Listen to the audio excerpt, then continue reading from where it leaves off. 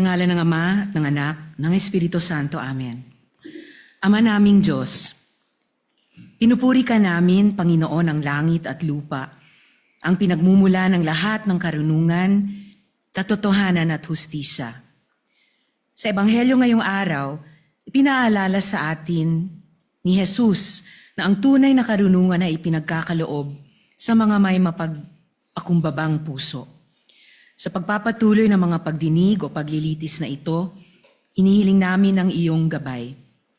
Pagkaloob niyo sa amin, ang mga senator judges, ang karunungan na matukoy ang katotohanan, pagpapakumbaba na makinig ng may bukas na isip, at lakas ng loob na gawin kung ano ang tama ayon sa aming konsensya at ang rule of law.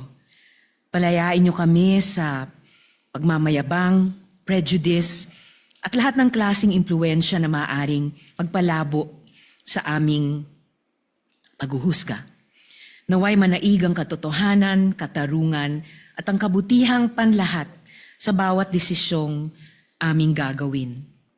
Naway ang inyong espiritu ay gumabay sa amin na maglingkod ng may integridad, katapatan, at pagmamalasakit. Laging sinasaisip na ang pinakamataas naming responsibilidad ay sa sambayan ng Pilipino at sa katotohanan. Inihiling namin ang lahat ng ito sa pamamagitan ni Jesucristo. Amen. Sa ngalan ng Ama at ng Anak, ng Espiritu Santo. Amen.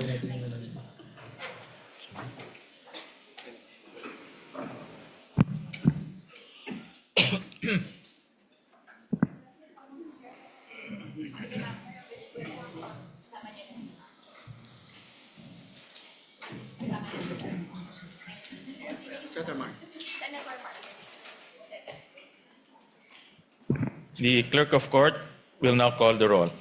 Roll call of members. The Honorable Senator Judge Aquino, Senator Judge Cayetano-Alan, Senator Judge Cayetano-Pia, Senator Judge De La Rosa, Senator Judge Ejercito, Senator Judge Estrada, Senator Judge Go, Senator Judge Ontiveros, Senator Judge Lacson, Senator Judge Lapid, Senator Judge Legarda, Senator Judge Marcoleta, Senator Judge Marcos, Senator Judge Padilla, Senator Judge Pangilinan, Senator Judge Soto III, Senator Judge 𝗓𝗠𝗣𝗘𝗓𝗓, Senator Judge 𝗓𝗠𝗣𝗓𝗓, Senator Judge Villanueva, Senator Judge 𝗑𝗓𝗓𝗓𝗓, Senator Judge Villar Mark, Senator Judge Zubiri, the presiding officer, Senator Judge Escudero, Senate President Gatchalian.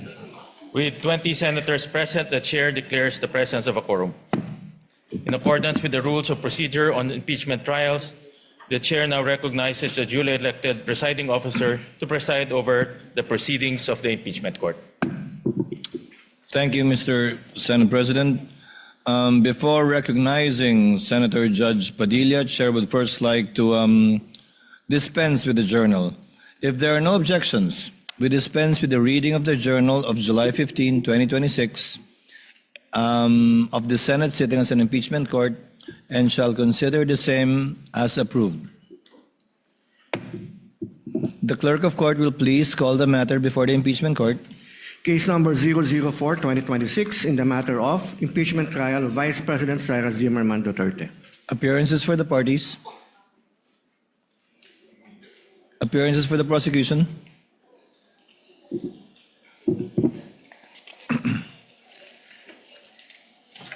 Good afternoon, Your Honors.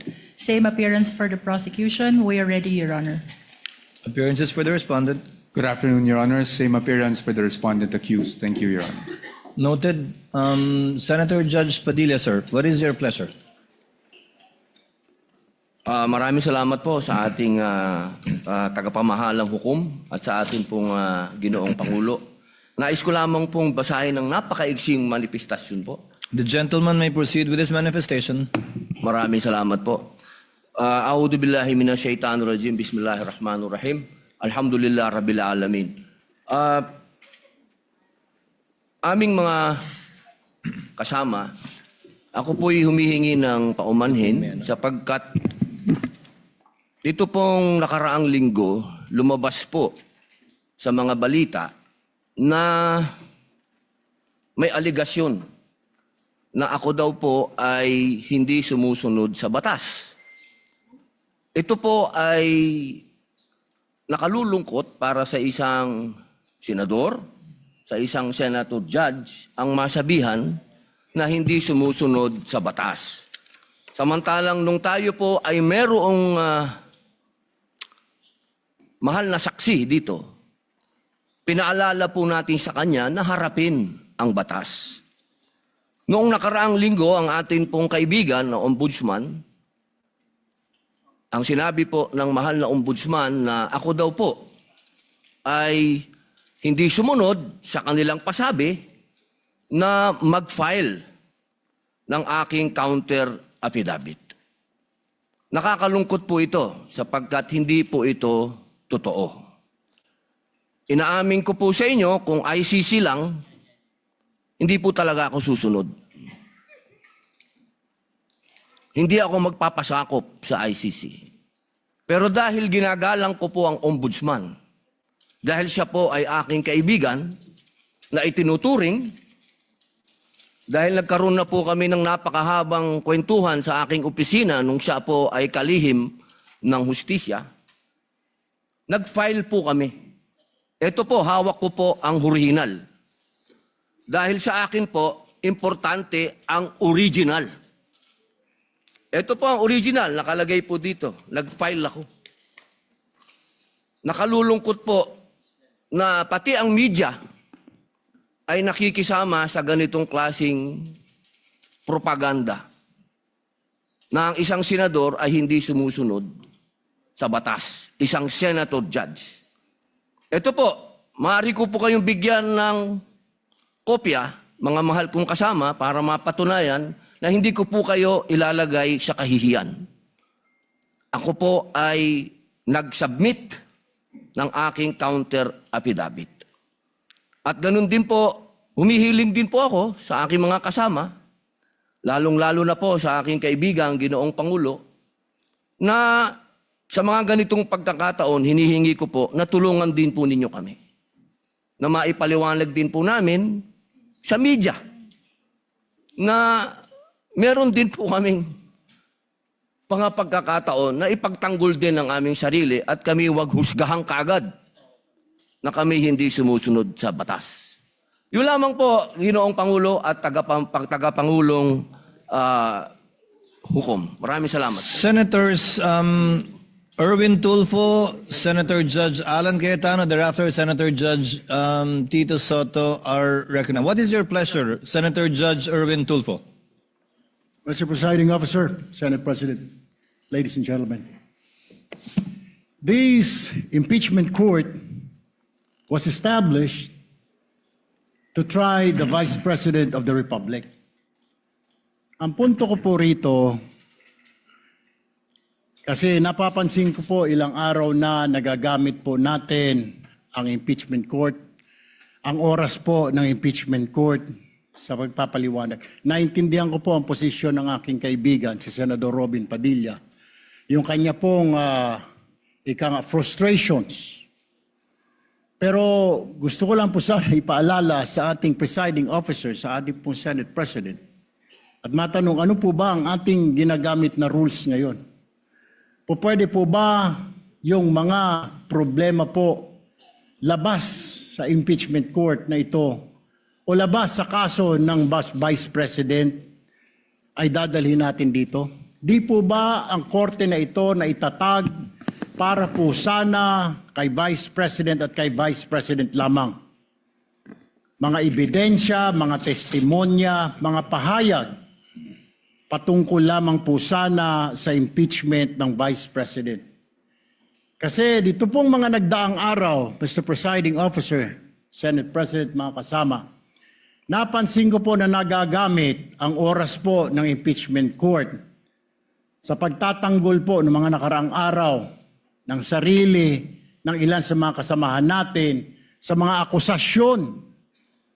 This is not the right forum and the right venue and not the right time to explain your situation. Kung gusto po ninyong mag-eksplika ng inyong mga saloobin, problema, maaari naman po ninyong gawin yan sa labas po ng oras ng impeachment court. Maaari pong sa press conference, nandyan naman po ang Senate media. Anytime po, nandoon sila sa Senate briefing room, press briefing room. Maaari din po sa Facebook o sa YouTube magpaliwanag. Huwag po nating gamitin ang oras ng impeachment court sa pagpapaliwanag o sa pagtatanggol ng ating mga sarili simula pa po noong nakaraang linggo.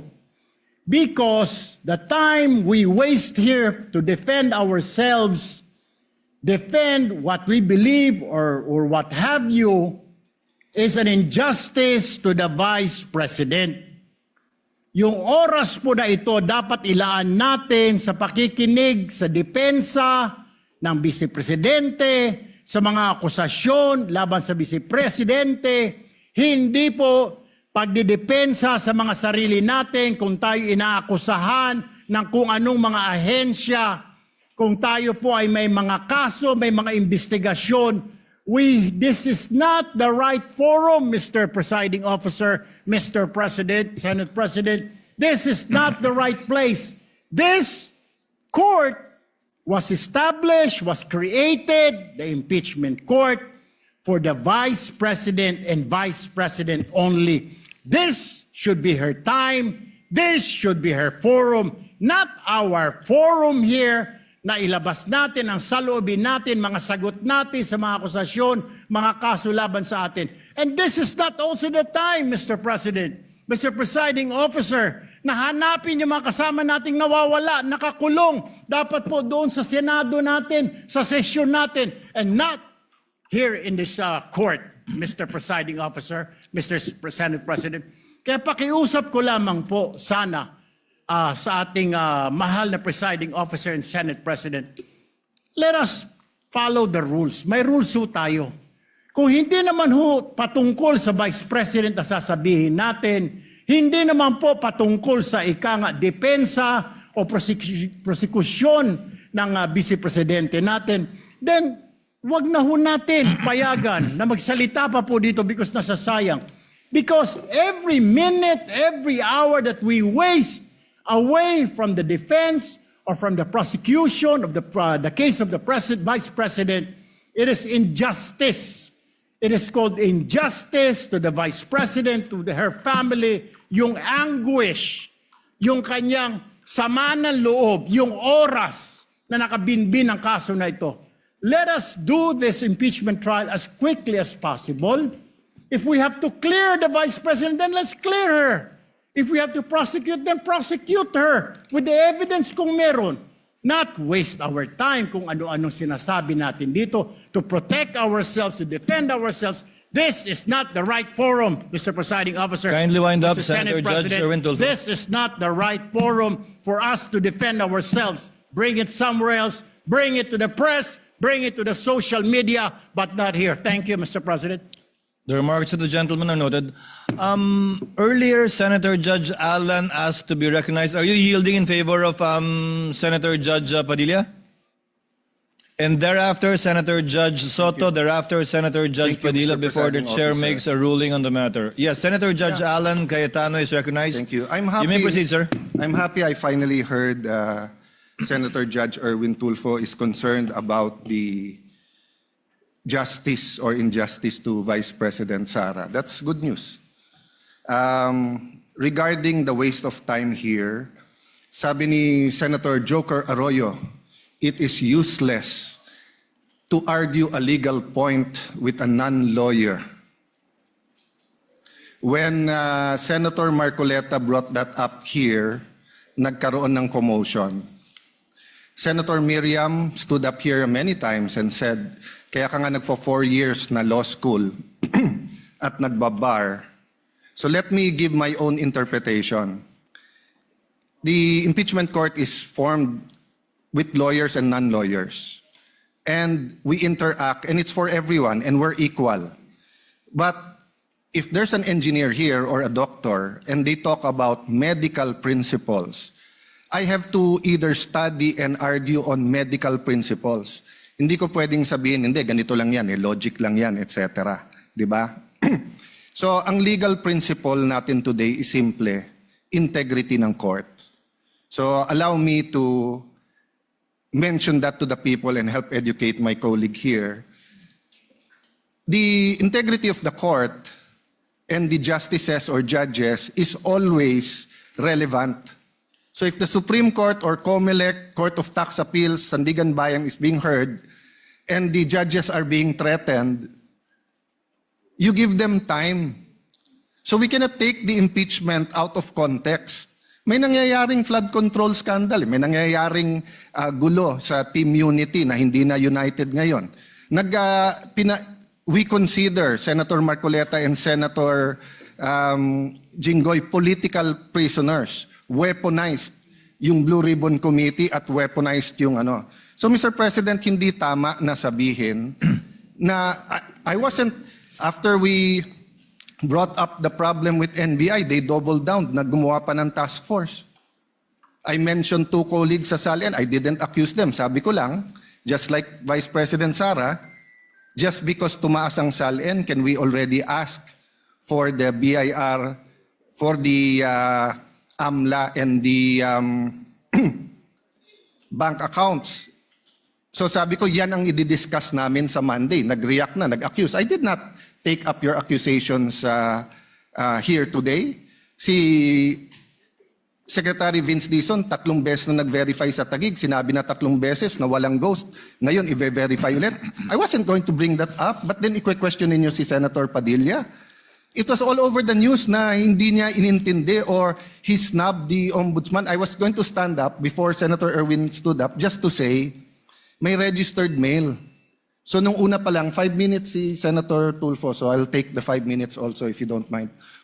The gentleman may proceed and kindly be mindful of the time. Yes, I will now. So I'm just saying, Senator Padilla just stood up to say, sumusunod siya sa batas. Tapos, kaya humaba to, dahil nga, hindi importante ata dito yung integrity ng judge. Lastly, kaya sinabi kong it's useless to argue a legal point. Ilang beses ko na narinig dito. It's our job to clear or prosecute the Vice President. Hindi po. It's our job to try and to decide. It's the prosecution's job to try to prosecute, and it's the defense job to convince us na wala. Our job is to try and to decide. And when you decide, you acquit or you convict. Why is that important? These are legal terms. Hindi pwedeng yung nanonood na law student ngayon sasabihin, trabaho pala ng judge to clear or to prosecute. Thank you, Mr. Presiding Officer, Mr. Senate President. Thank you, Senator Judge Alan Cayetano. His remarks are noted. Senator Judge Soto, thereafter, Senator Judge Padilla, thereafter, the presiding officer shall make a ruling. You may proceed, sir. You have 2 minutes. Yeah, thank you, Mr. President, the presiding officer. I do not have 4 years of law, but I have 29 years of lawmaking. And I move that the manifestations of that we have heard be referred to the Senate proper. We will act on it at the proper time, Your Honor. Thank you. Your remarks are noted. Senator Judge Padilla is recognized. You may proceed, sir. You have 2 minutes. Maraming salamat po, aming tagapamahalang hukom.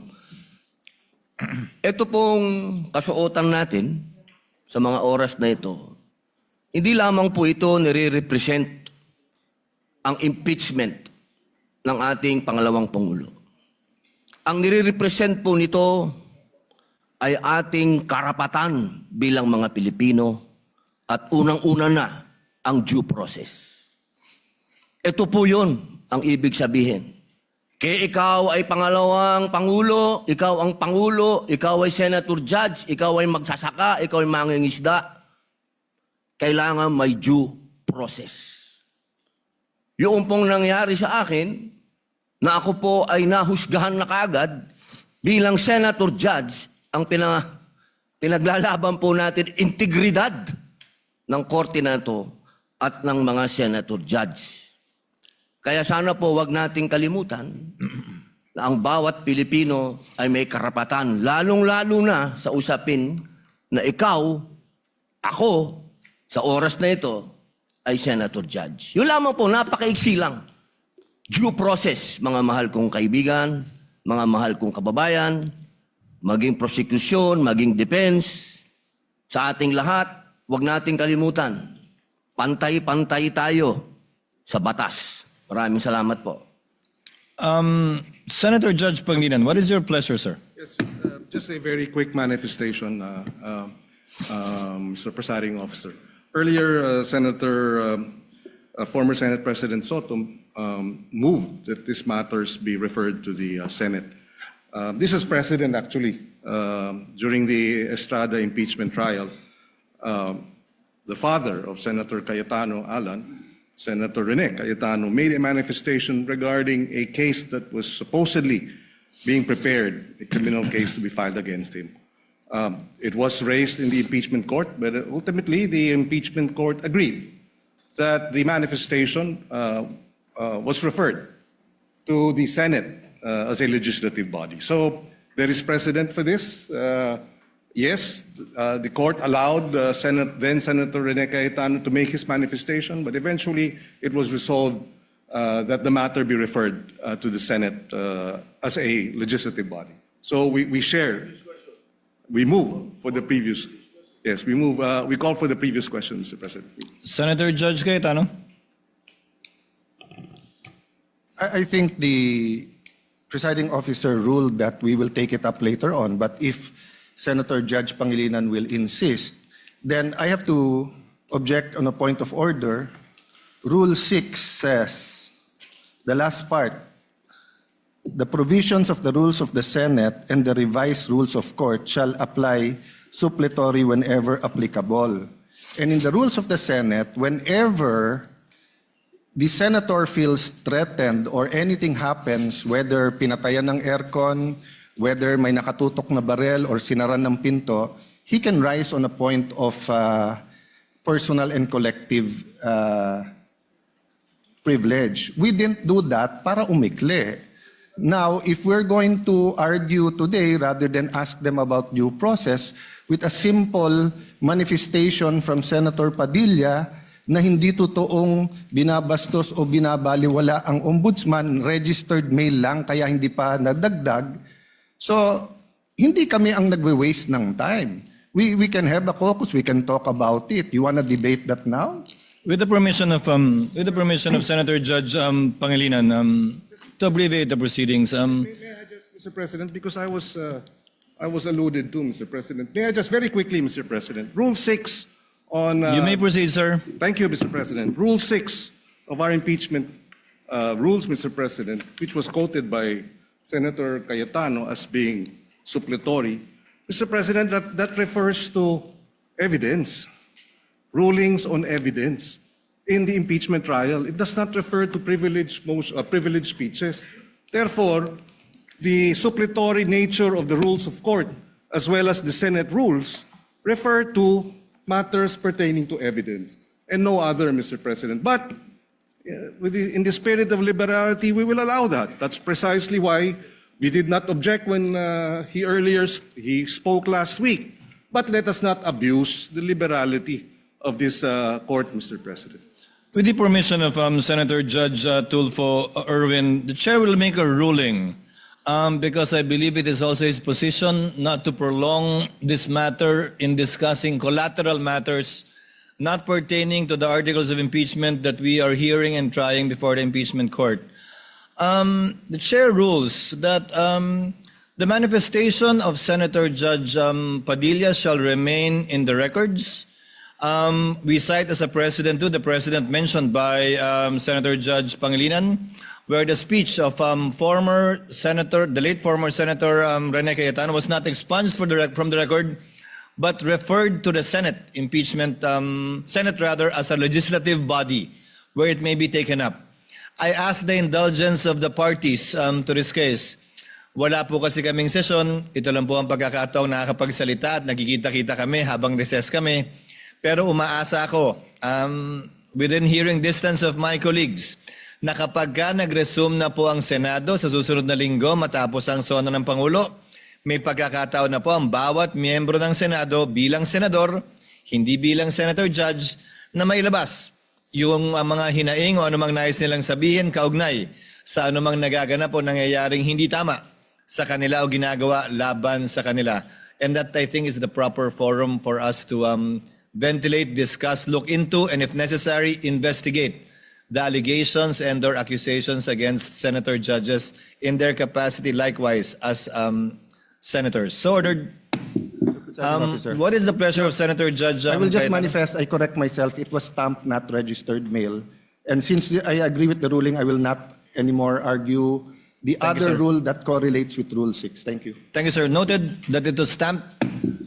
The Senate President, thereafter, Senator Judge 𝗜𝗠𝗣𝗘𝗏. Thank you, Mr. Presiding Officer. Hopefully we can move on after the manifestations of the gentlemen. Let me appreciate and thank the ruling of the presiding officer to refer the manifestations as well as the comments of our colleagues to the Senate acting as a legislative body. 8 days na lang po ay magko-convene na ang Senate at doon rin ho natin pag-uusapan itong mga mahalagang bagay na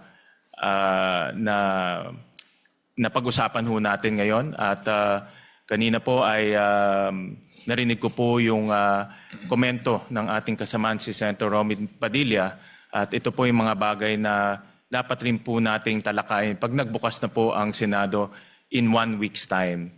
So with the indulgence of our colleagues, importante ho yung oras ng trial sa mga darating na panahon.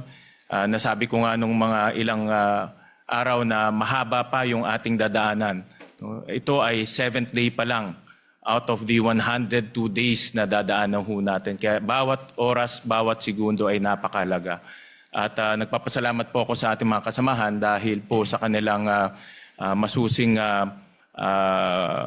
pag-participate ho dito sa ating impeachment. Pero dadating rin po tayo doon sa pagtatalakay nitong mahalagang issue pagbukas po ng Senado. Maraming salamat, Mr. Presiding Officer. Senator Judge 𝗜𝗠𝗣𝗘𝗏, briefly, sir, so that we can proceed to the matter on hand. Very quickly, Mr. Presiding Officer, can we start now, sir? I was about to, sir. Thank you, sir. We wasted 26 minutes for nothing. Thank you po. Proceeding now to the matter on hand. The presiding officer already made the ruling, referring it to the Senate as a legislative body, Senator Judge Soto. Without expunging it from the records, let it remain there. We will now proceed on the matter at hand. We now resume consideration of the prosecution's requests for the issuance of subpoenas duces tecum number 1 for the banks and the Anti-Money Laundering Council on one hand, and to the Bureau of Internal Revenue on the other. And as previously agreed and discussed not only in caucus but also directly by the presiding officer with some members, Chair will now recognize, as I understand, Senator Judge... Ikaw ba una? Senator Judge Alan or Senator Judge Villanueva or Senator Judge Pia? Who would want... No one's raising their hand, that's why I don't know who... Senator Judge Villanueva is recognized. You may proceed, sir. Thereafter, Senator Judge Pia Cayetano. Thereafter, Senator Judge Alan Cayetano. You may proceed, sir. Thank you, Mr. President. Thank you, Mr. Presiding Officer. As much as I am more than willing to give way to our dear colleagues. But Mr. President, before I make I inquire and pose some questions to the prosecution and the defense. May I also raise something, Mr. Presiding Officer? Gusto ko lang pong malinawan tungkol po dun sa procedural aspect, Ginoong Pangulo, dun sa motion na ito. Kasi sa regular courts, hindi naman po unusual na ang isa pong motion ay i-grant in part at i-deny in part. Depende po sa legal and factual basis ng bawat relief na hinihingi po, Ginoong Pangulo. So, pwede ko po bang malinawan lang, Mr. Presiding Officer, tama po bang sabihin ganun din yung kapangyarihan ng ating impeachment court? Maaari po ba na suriin ang bawat hinihinging sabina ng magkahiwalay at magpasya po batay sa legal at factual basis ng bawat isa sa halip po na tratuhin ang buong motion bilang isang all or nothing proposition? Tatratuhin ng hukumang ito bilang nag-iisang motion ang tag-isang motion na inihain ng prosecution. They only filed 2 motions, Senator Judge Villanueva, and the court will act on these 2 motions separately, regardless of the number of issues or sub-issues underneath each motion. The reason is simple. Because the court should be a passive body. By amending the motion into several parts and voting on it separately, we are essentially acting as if we were one of the parties. In voting for or against the grant of the motion, we should take into consideration all of the factors that may be raised for or against it. And it may be cited by the Senator Judge in explaining his vote or voting for or against it. Pangalawa po, bilang mga hukom, hindi tayo pwedeng masyadong aktibong makilahok sa paraan ng mga motion which is essentially a relief being asked for by a party sa pamamagitan ng paghahati ng mga motion na yan para pagbotohan ng hiwa-hiwalay. And there is precedent insofar as this position taken by the presiding officer is concerned. In the impeachment of the former Chief Justice, late former Chief Justice Corona, where then Senate President, presiding officer Enrile ruled that the ruling of the chair on motions are indivisible and may only be appealed in toto and not in part. Thank you, Mr. Presiding Officer. And it's clear to me now, despite the fact, Mr. Presiding Officer, Your Honors, that if there would come a time na, for example, sa isang sabina, may sinasabina na sa asawa o sa korporasyon na hindi naman relevant at material doon sa kaso, yun lang po, Ginoong Pangulo, ang ating nagiging reservation tungkol po dito. Ngunit naging malinaw po sa akin na magiging isang desisyon lamang doon sa dalawang motion na inihain. Tag-isang desisyon kada motion, pero pwede, gaya ng nasabi ng kagagalang-galang na hukom na senador, na pwedeng hindi ibigay yung lahat ng korteng ito. Pwedeng iba lamang, parte lamang, at hindi eksakto ng hiningi niya. Pero yun ang pagpapasyan na bilang isang nag-iisang motion. Marami pong salamat. Naging mas malinaw po sa kinatawan na ito ang ruling ng ating presiding officer. May I start raising some questions, Mr. President, Mr. Presiding Officer, to the two parties, Mr. Presiding Officer, just for the guidance of the court, and I think it's important that we distinguish between two separate procedural questions. Una, kung dapat po bang i-produce ang hinihinging records, at pangalawa, kung ang mga records na iyon ay magiging admissible at kung anong evidentiary weight ang dapat ibigay sa kanila. So, let me start by asking our lead prosecutor, Congressman, to our dear Congressman, would it be correct, sir, to say that the issuance of a subpoena merely compels the production of records and does not by itself amount to a ruling that those records are admissible, relevant or entitled to evidentiary weight, Your Honor. Before the member of the panel for prosecutors answers, he's not the lead prosecutor. The sorry. question is addressed to the Honorable Representative 𝗓𝗥𝗓𝗓, who is a member of who is part of the panel of prosecutors who will be answering your questions. And for the record too, on the part of the respondent, I think it's Attorney Poa Attorney Poa. who will be answering. That's correct. Thank Your you. So that we don't Mr. need to identify each one each time anymore for the record. Thank you. The Honorable 𝗓𝗥𝗓𝗓 may respond to the question of Senator Judge Villanueva. You may proceed, sir, when you're ready. Thank you, Your Honor. Good afternoon to all the members of this honorable court. Naisagot na po ata yan ni dating presiding Judge 𝗜𝗠𝗣𝗘𝗔𝗖𝗛 dun po sa Corona impeachment case. And if I may quote just a brief portion from what he said, I would like to explain that the resolution of this court was simply to authorize the issuance of a subpoena. And whether those evidence subpoenaed are admissible evidence, given the fact that they apparently appeared in violation of existing laws, is a question that must be resolved in due course. So ang ibig po sabihin, ang hiling lang po ng prosecution ay may labas ang ebidensya, pero wala pa po tayo dun sa punto kung tatanggapin ba nitong hukuman ang evidence na yun, kung siya po ay admissible o hindi. Maraming salamat po sa inyong tugon, Representative 𝗓𝗥𝗓𝗓. Kaya po, nilahad ko po yan nang sa ganoon, maitanong po natin ang defense panel if that distinction is correct, would the defense still maintain that the mere issuance of a subpoena is by itself already prejudicial to the respondent even before the court has ruled on admissibility or weight? Yes, Your Honor. Good afternoon, Honorable Senator Judges. Yes, while we agree with the position of the prosecution na hindi pa naman pinag-uusapan ang admissibility sa puntong ito, what we are questioning is really yung subpoena mismo po. Dahil sa ating pananaw, ang isang subpoena, at hindi lang sa ating pananaw, but even under jurisprudence, meron pong requirements bago tayo makapag-issue ng subpoena para maging valid yung subpoena na yun. At yun po yung napag-usapan natin nung nakarang linggo na definiteness and relevance.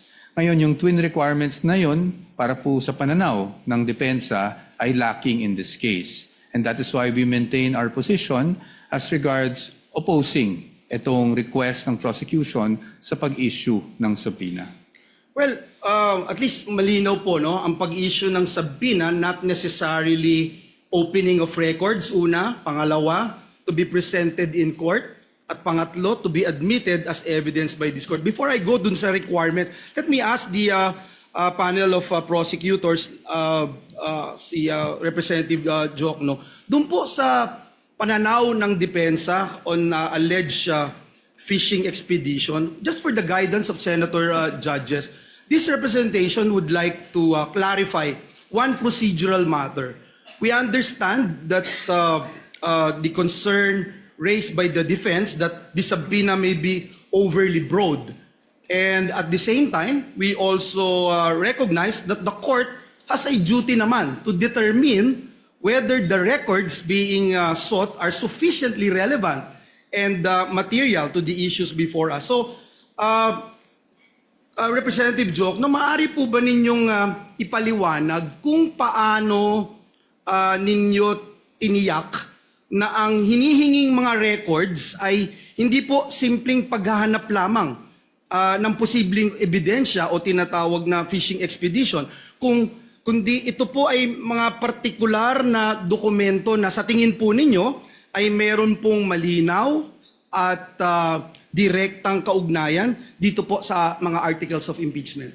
Thank you, Your Honor. Ang hinihiling po namin sa mga subpoena ay kaugnay sa Article 2, which involves charges of unexplained wealth. Kung titingnan po natin yung mga jurisprudence pagdating sa unexplained wealth, klarong-klaro po na sinabi mismo ng Korte Suprema na kailangan makita yung buong larawan, hindi lamang po ng mga salin na final ng isang lingkod bayan, kung hindi lahat ng kanyang kinita, both what we would call lawful and, if there is, illegitimate income. Ang salin po kasi ay parang snapshot lang po yan, year-end kung ano yung mga assets, liabilities, and net worth ng isang government official.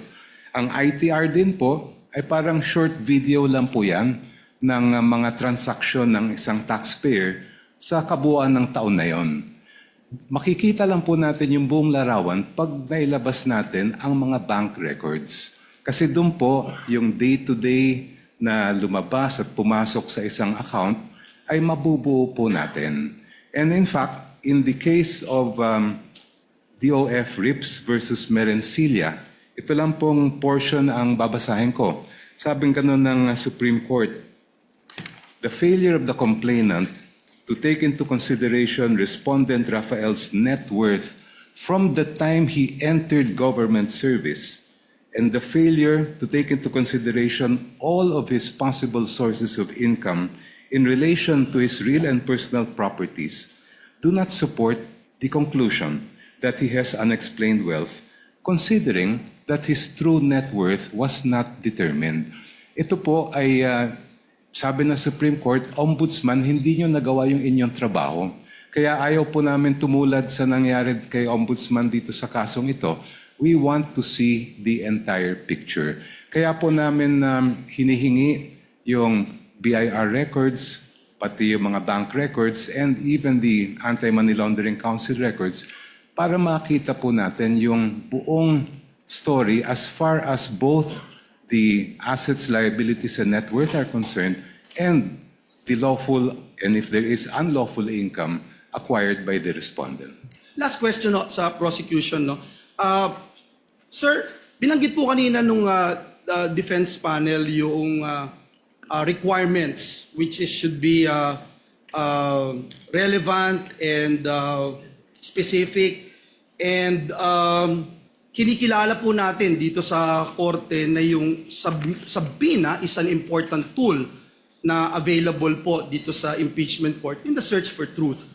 Pero kinikilala din po natin na ang mga records na ating hinihingi ay may tinatawag na statutory protection under our laws. Now in this regard, Your Honor, bago po ninyo hiniling ang compulsory production ng mga confidential records na ito, may we know what led the prosecution to conclude that the issuance of subpoena is the least intrusive and most appropriate means of obtaining the information sought? In other words, Your Honor, paano po ninyo masasabi na itong subpoena is not only relevant but also necessary and proportionate under these circumstances?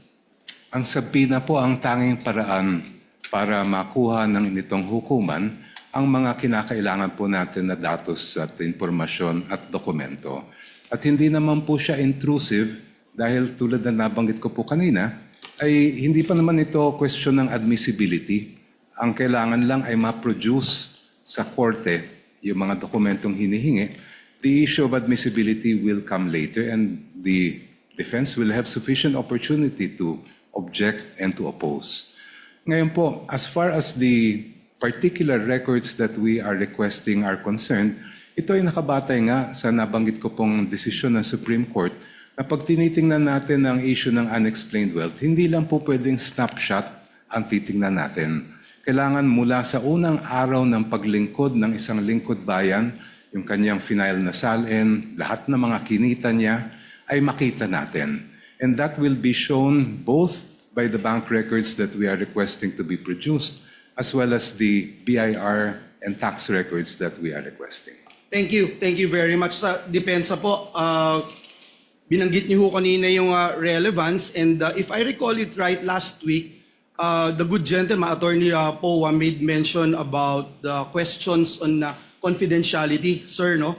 And this representation would like to better understand the legal basis of the defense position on confidentiality. We recognize that the law places a premium on protecting confidential information. At the same time, we are also dealing with a request made in the course of a constitutional proceeding.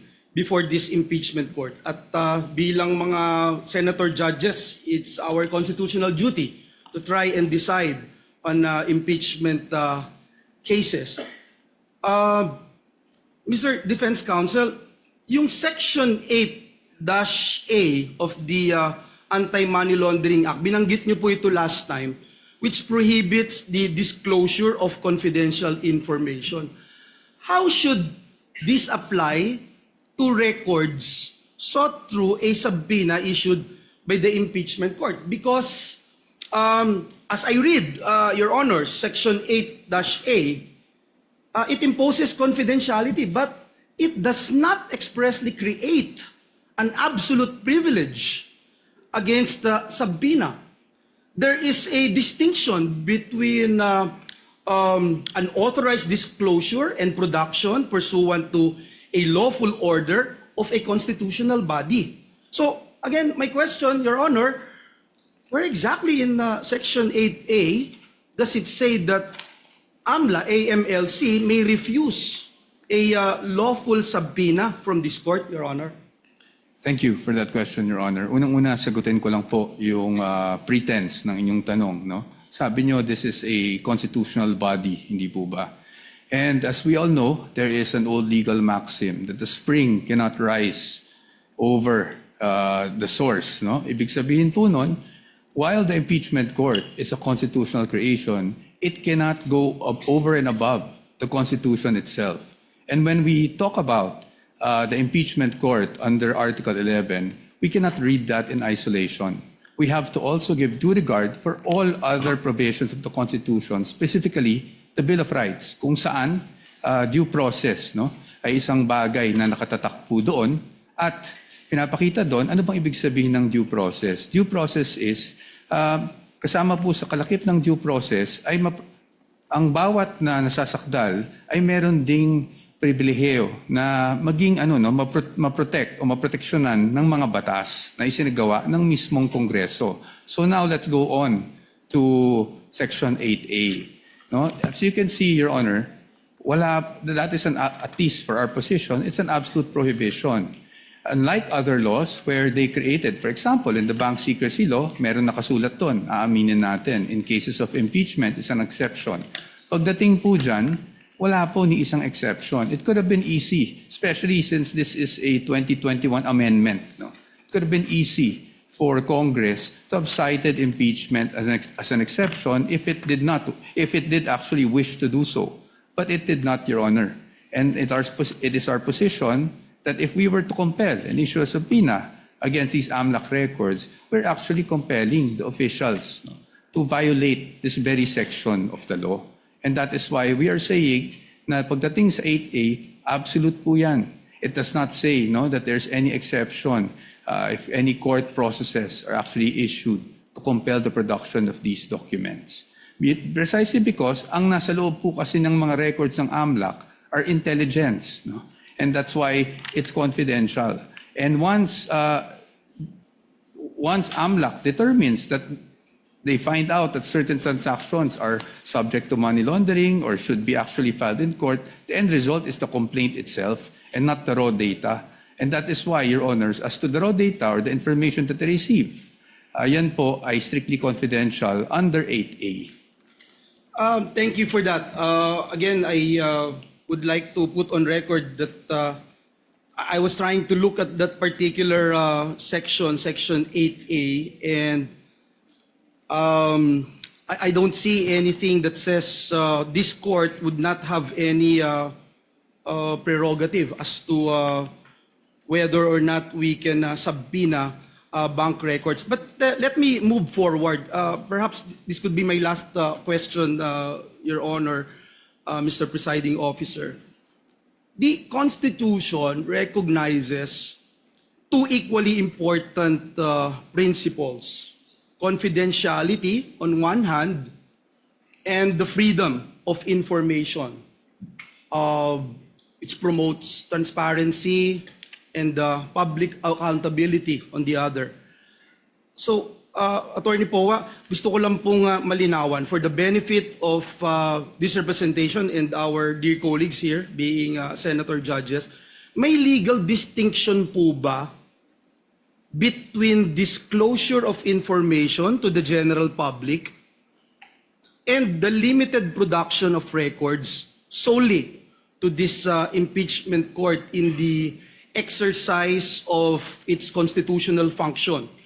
Because we understand that the principle of freedom of information is rooted in transparency and public accountability, especially po when the conduct of a public officer is under constitutional scrutiny.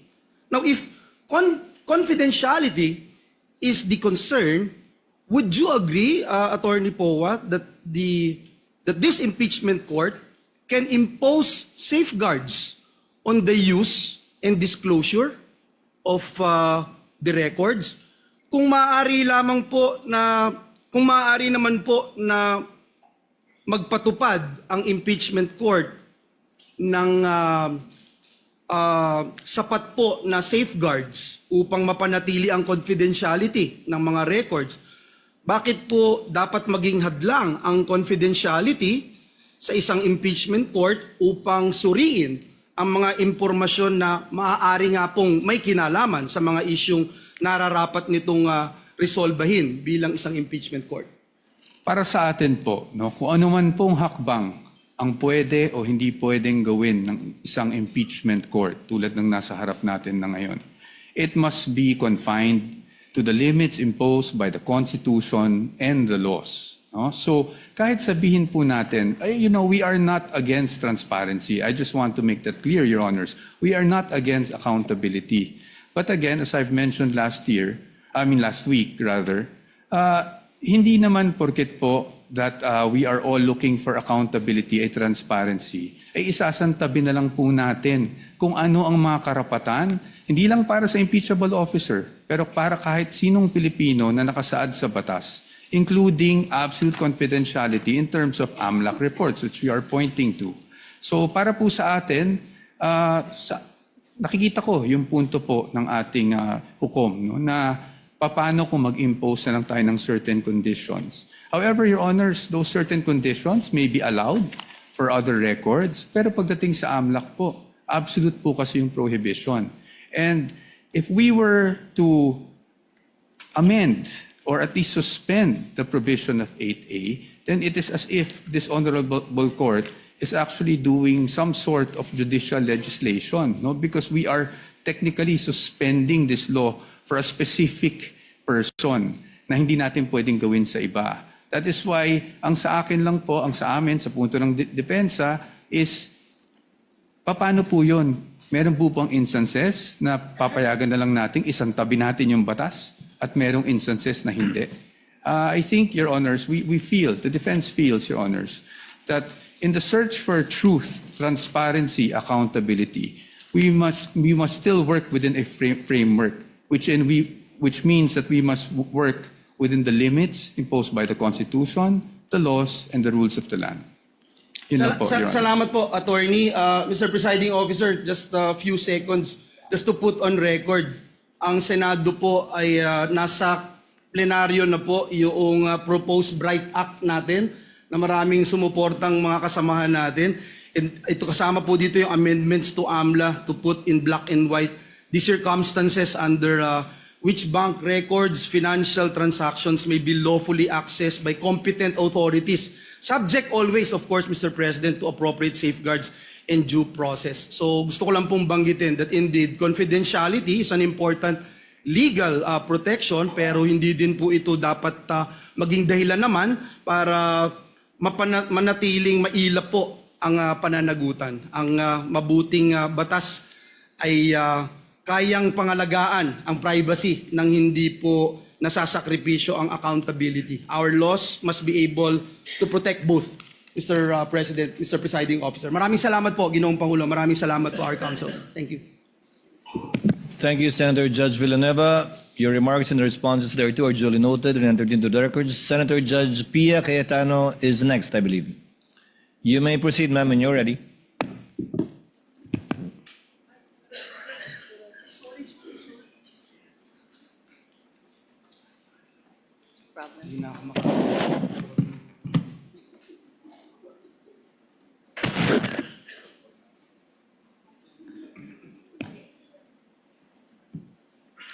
I'm ready to proceed, Mr. Presiding Officer.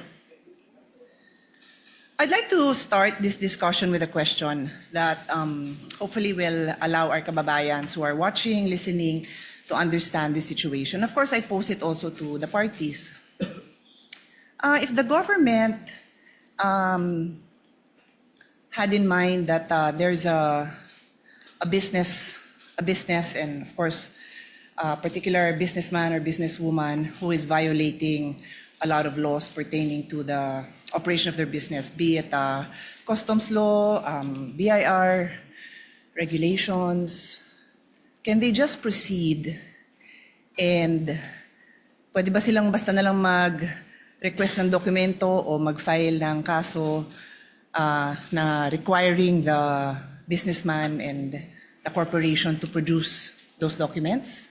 Pwede ba? So yun ang pag-isipan natin, no? Kasi yun ang tanong eh. Similarly, ginagawan ko lang ng ibang analogy para maintindihan ng mga kababayan natin.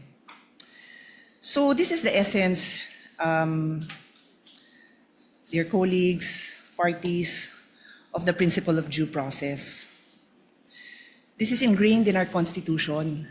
Totoo po na may karapatan ang gobyerno at obligasyon ng gobyernong patakbuhin ng maayos ang gobyerno, but it is always with due respect to the rights of every individual Filipino. That is the right to life, liberty, and property. So bago mo sagasaan yung right to life, liberty, and property, siguraduhin mo lang na may basehan ka. Yun lang naman ang sabi. So of course, ako, gusto ko talaga na maayos ang patakbo ng gobyerno para if somebody's life is also in danger, then government has to step up and prevent somebody's liberty. Kasi nga, sinasagasaan niya yung life and liberty ng ibang tao. So it's a balance. No? I think we can all agree it's a balance. So I want to go straight into a landmark case and I will ask both parties for their legal opinions on it kasi it is a legal proceeding. Pero gawin niyo lang simple para hindi masyado complicated para sa mga nakikinig sa atin. So in the landmark case of Stonehill versus Diokno, 1967 pa po to, karamihan ng mga lawyers hindi pa pinapanganak. The importance of due process was highlighted and the Supreme Court discussed 2 points. General warrants are void. Sabi ng Supreme Court, a warrant must be issued on probable cause for one specific offense and must particularly describe the thing being seized. So kailangan particular ang description dun sa warrant. Warrants that leave it to the discretion of the officers serving them to decide what to seize or general warrants are outlawed by the Constitution because they place the sanctity of the home and privacy at the mercy of prosecutors. So sinabi dito na kailangan specific. Take note warrant ito ha. Supina naman ang pinag-uusapan natin. Alam ko po yun. Pero I'm pointing it out kasi ang magiging tanong ko later on is kung relevant ito sa kaso. Okay? The other principle that was established in Stonehill versus Diokno was the exclusionary rule. Evidence obtained through an unconstitutional search is inadmissible for any purpose in any proceeding. Ito po yung tinatawag na the fruit of the poison tree. Pag nakuha mo yung information dun sa bawal na paraan, kung ano yung information mo, bawal ipakita yon. And this is where I need to get guidance from the presiding officer. If I'm allowed, I don't have to name names, to share the discussion that we had in caucus para lang mabanggit ko na ito yung mga provisions of law na napag-usapan. Am I allowed to do that? Would you like me to approach you? Please let me know because I will abide. Basically, because ang nangyari is we had our own discussion and I want to mention the provisions of law that we discussed. I don't have to mention names. The lady may proceed. Okay, thank you. So, tungkol dito sa exclusionary rule, ulitin ko, fruits of the poison tree, dun nga sa aming very open discussion, and I thank many of our colleagues who were I think we engaged in a fruitful discussion for some, not for all. I think yung iba talagang gustong makipag-debate at di-debate kasi gusto ko rin matuto, no? I think all of you will attest na I also wanted to learn from all of you kung anong perceptions nyo sa batas, kung ano din yung sinasabi ng mga abogado nyo. So dun sa fruits of the poison tree, sabi ko, kung yung pinanggalingan ng mga dokumento bawal na kunin ng basta-basta, then paano mo gagamitin? And meron kasing observation na lumabas na kasi yung documents na yon sa House. So nakita na ng publiko sa House. So sabi ko, pero if I will look at, and this is where I will pose the question to all of you, no? Medyo layered so pasensya na sa medyo complicated. Yung isang concern ng defense na nabasa ko is that hindi nag-allege ng ultimate facts. Hindi klaro kung ano yung naging kasalanan at hindi na-identify ng maayos itong facts na to that lead to a conclusion of law. So wala daw yon. Later on, I will ask both parties again to also clarify that. But the point is, kung walang basihan yung paglabas ng ebidensya na yon, it is the fruit of the poison tree, then you cannot use it. So yun yung importante dito kasi I'm sure nakita nyo no sa korte kahit sabihin nyo pong sa mga legal drama na na-throw out. The case is thrown out because na-violate ang due process. So that's the discussion I want to have. I want to hear both ha. Wala akong kinikilingan dito. I'm just explaining na yun yung argument ng defense na walang due process, kulang at why prosecution would you say na nasusunod yung due process. And before I give the floor to the parties, yung sinabi kong kaso na Stonehill versus Diokno, very interestingly, involves the esteemed father of our colleague, Congressman Prosecutor Chel Diokno. In the case of Stonehill versus Diokno, the father of Congressman Diokno was the Secretary of Justice. And in this case, the government, through the Secretary and other prosecutors, suspected that Harry Stonehill and his associates and several corporations that they controlled were violating central bank laws, tariff and customs laws, Internal Revenue Code, and the Revised Penal Code. So nag-request sila ng issuance of search warrant. At ang gusto nilang tingnan is books of accounts, financial records, vouchers, receipts, ledgers, etc., and other documents showing all the business transactions. Stonehill and the other petitioners filed a petition before the Supreme Court arguing that the search warrants were general warrants because they did not particularly describe the things to be seized. So, general pa pala yun. Books of accounts, financial records, receipts.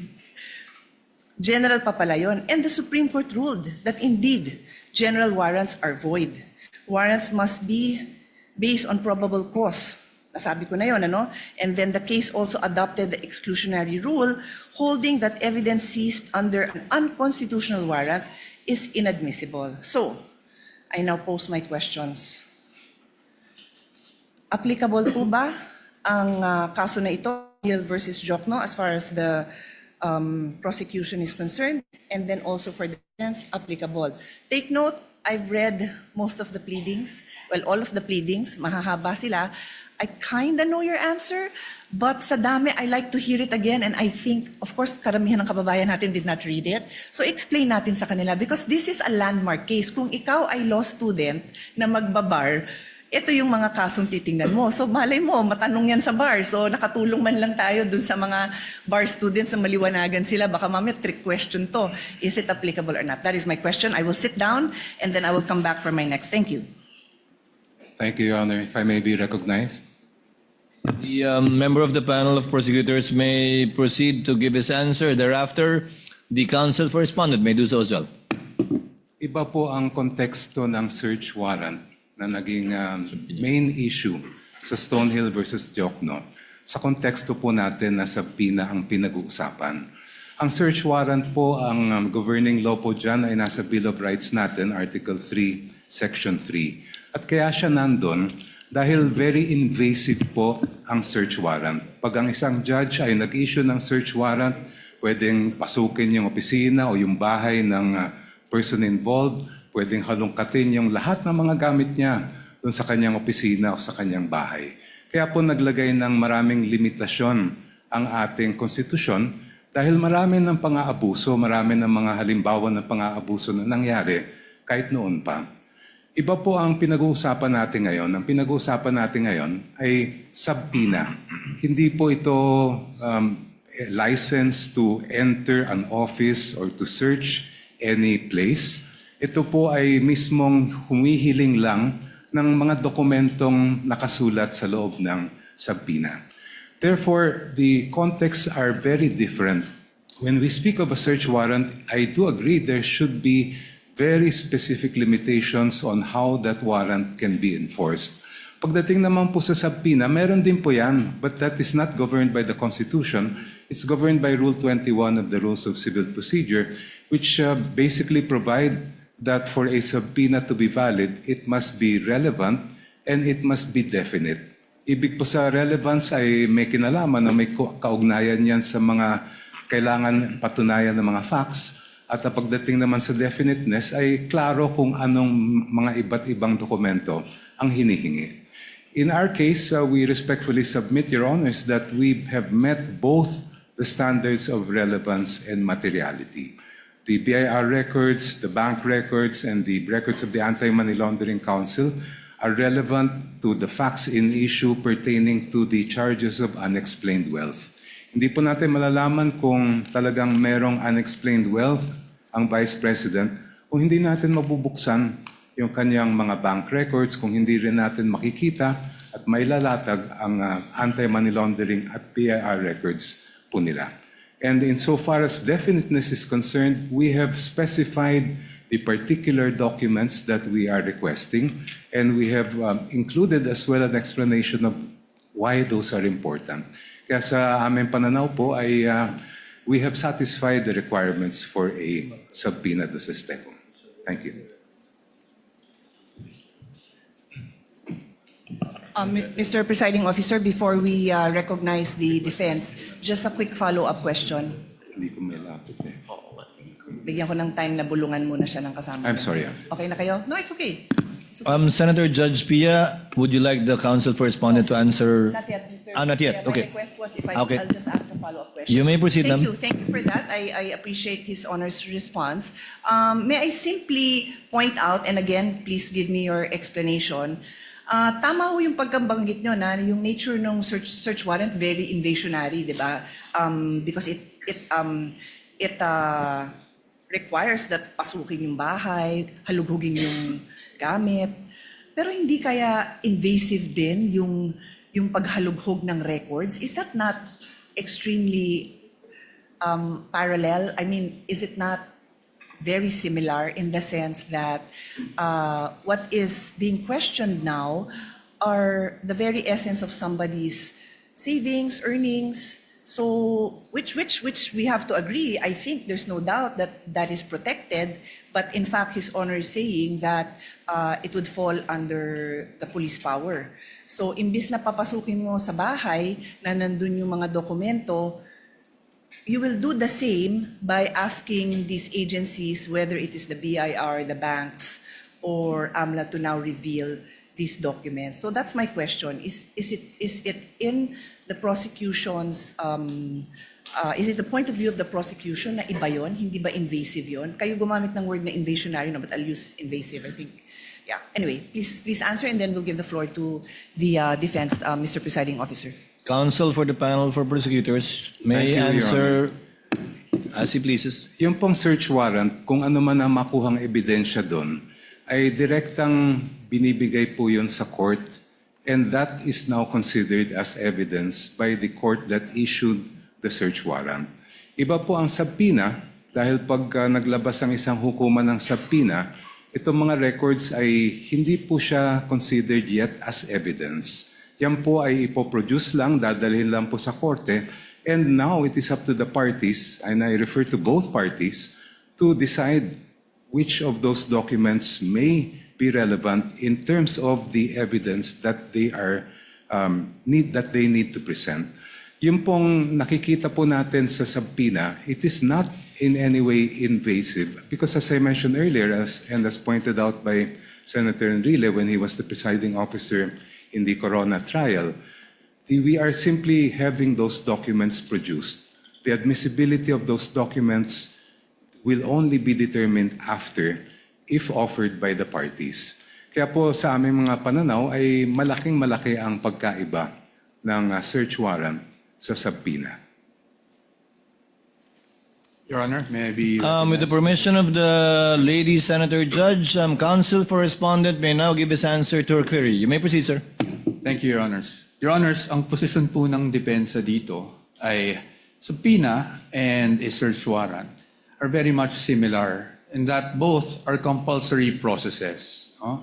So, yes, hindi tayo papasok sa bahay ng isang tao o ng nasasakdal, but it will be intrusive because we will be opening up all the financial transactions for, sabi nga dito, almost 20 years of the respondent.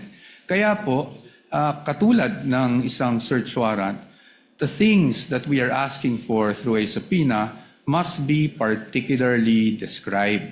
Kanina po, nabanggit po ng aking kagalang-galang na opposing counsel na particularly described na po yung kanilang naisulat. However, the defense does not agree with that proposition because if you look at it, tama naman po, nakasulat po dito ng hinihingi nila ay account opening and maintenance records, KYC documents, information files, signature cards, all account and transaction records, ledgers, journals. Basically, Your Honors, this is everything.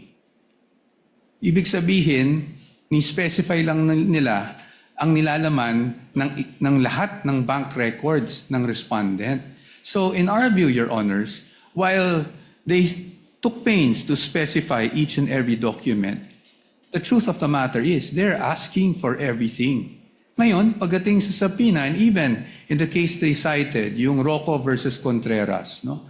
Nakasulat po doon that for a subpoena to be validly issued, when we talk about particularly describing yung kung ano yung hinihingi, it has to be evidence that is both relevant and material.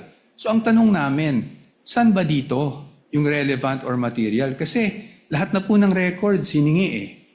So, and this bolsters our theory, of course with all due respect to the opposing side, na kaya namin tinatawag o kaya namin natawag na fishing expedition ito.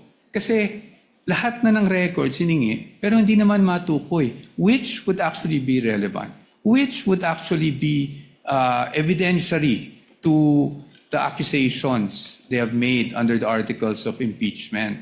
So, pero dito, hinihingi natin 20 years worth of records. And then, paano po yun? Hihimayin natin, maghahanap tayo ngayon kung may relevant o wala.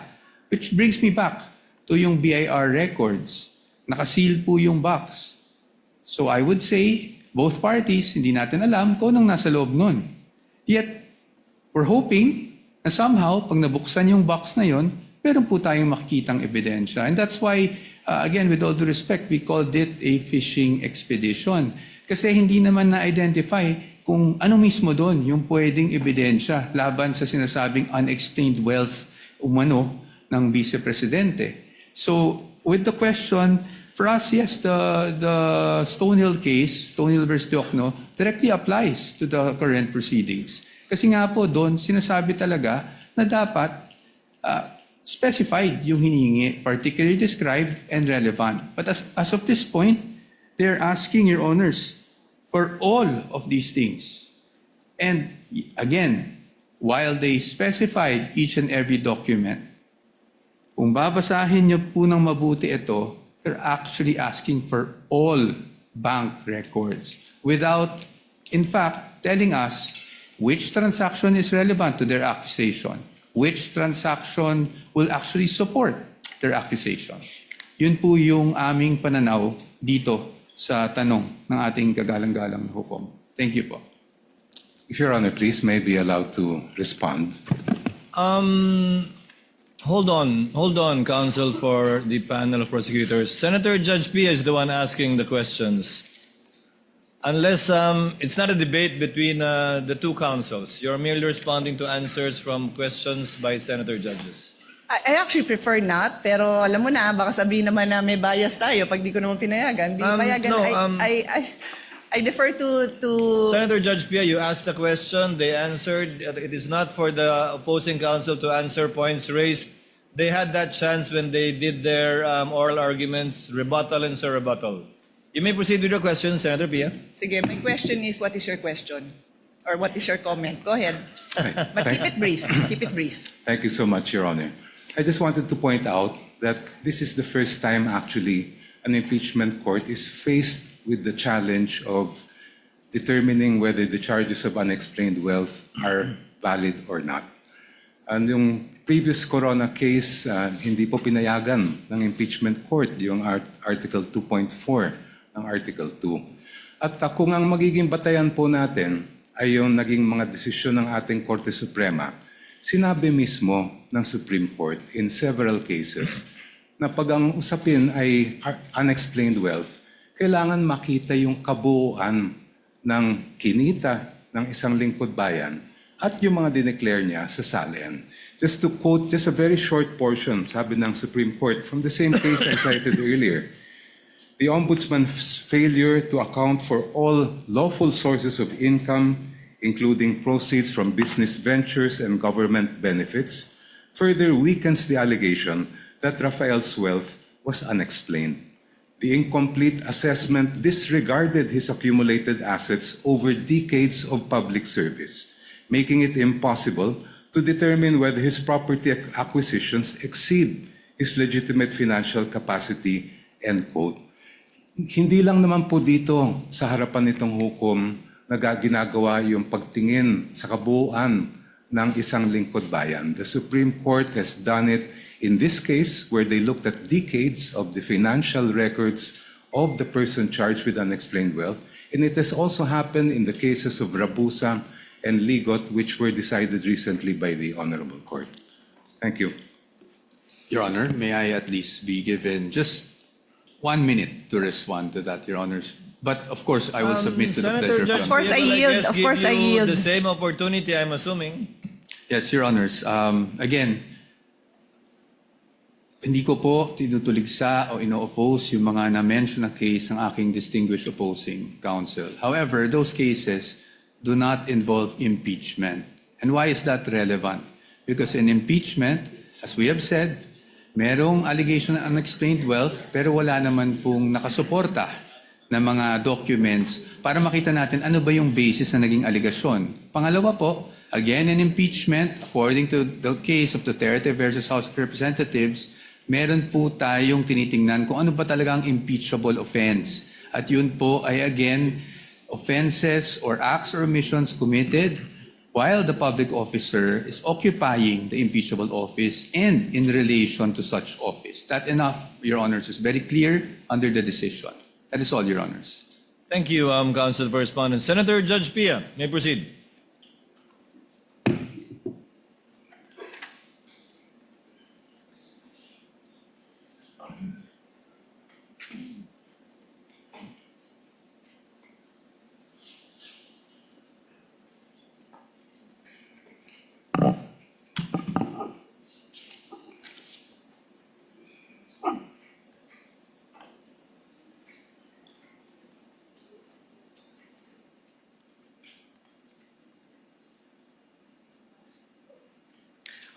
Mr. President, Mr. Presiding Officer, I'll go to my next point, but it will kind of overlap with this point as well, so bear with me.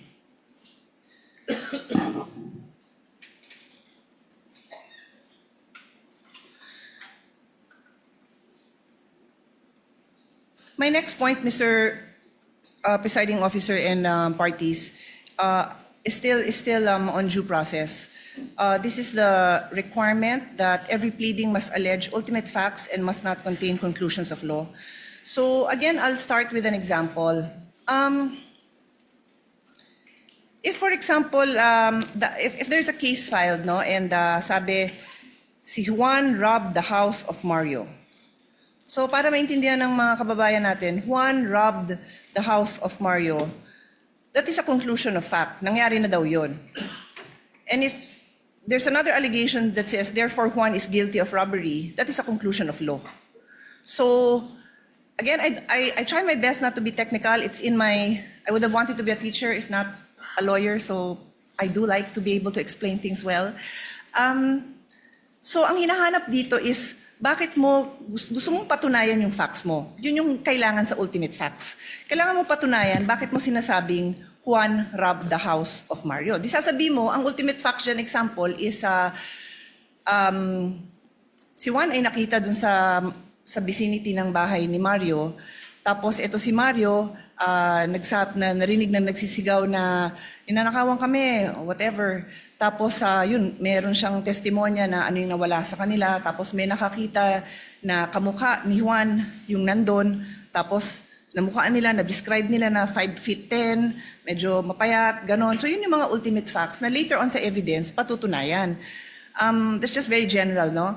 And then later on, para nga mapatunayan yung robbery, i-allege ngayon yung elements of the crime that constitute robbery.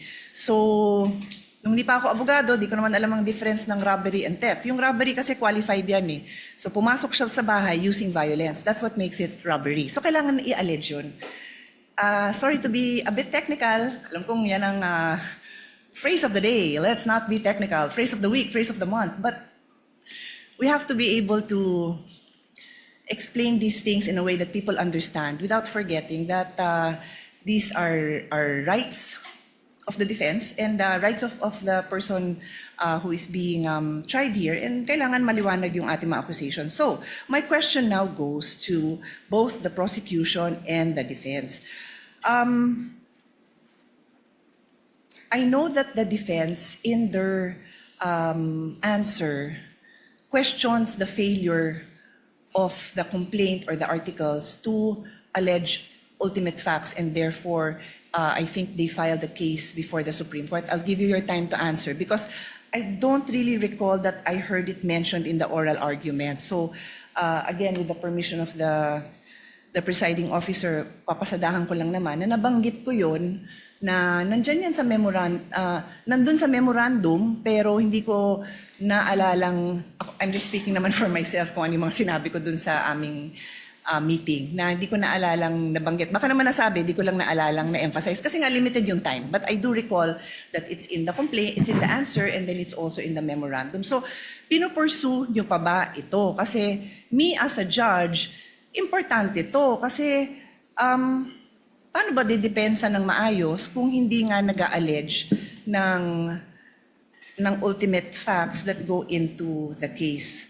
And then, for the prosecution naman, may I ask you kung saan because bawal ho na tanungin ko for you to state your case. I cannot do that, no? But what I'm asking is if you can point out sa inyong articles kung saan doon yung allegations of ultimate facts. Kasi public document naman yan eh. Para lang maaral ko na asan dyan yung allegations nyo of ultimate facts. And this is where, before I pass on the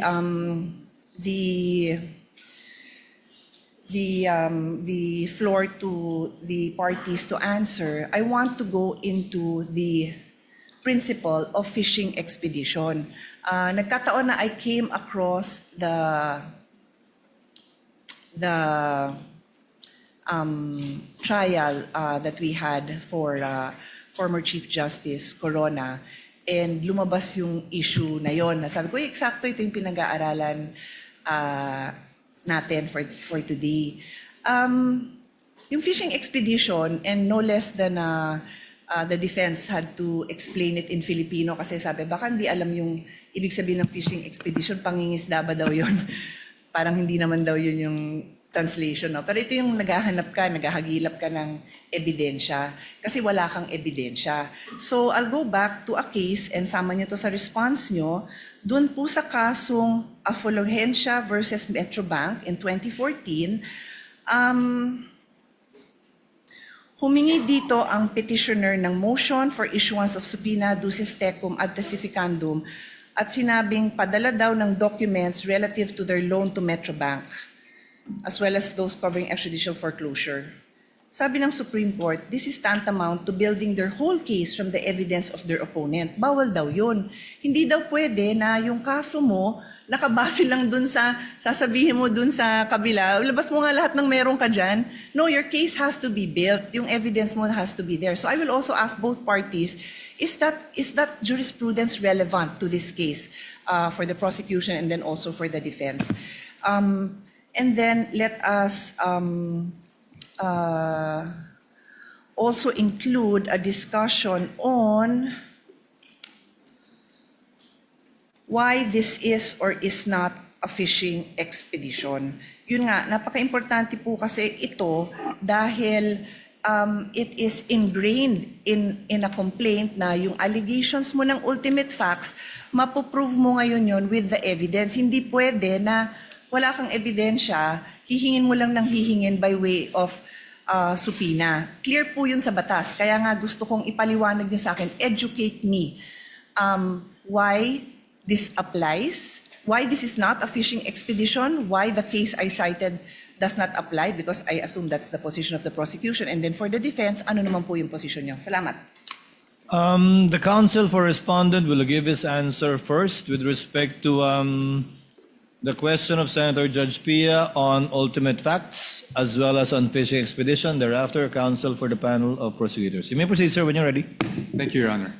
Pagdating po doon sa sinasabi namin na lack of ultimate facts, ito po yung nagsimula pa lang doon sa Committee on Justice when the impeachment complaints were filed.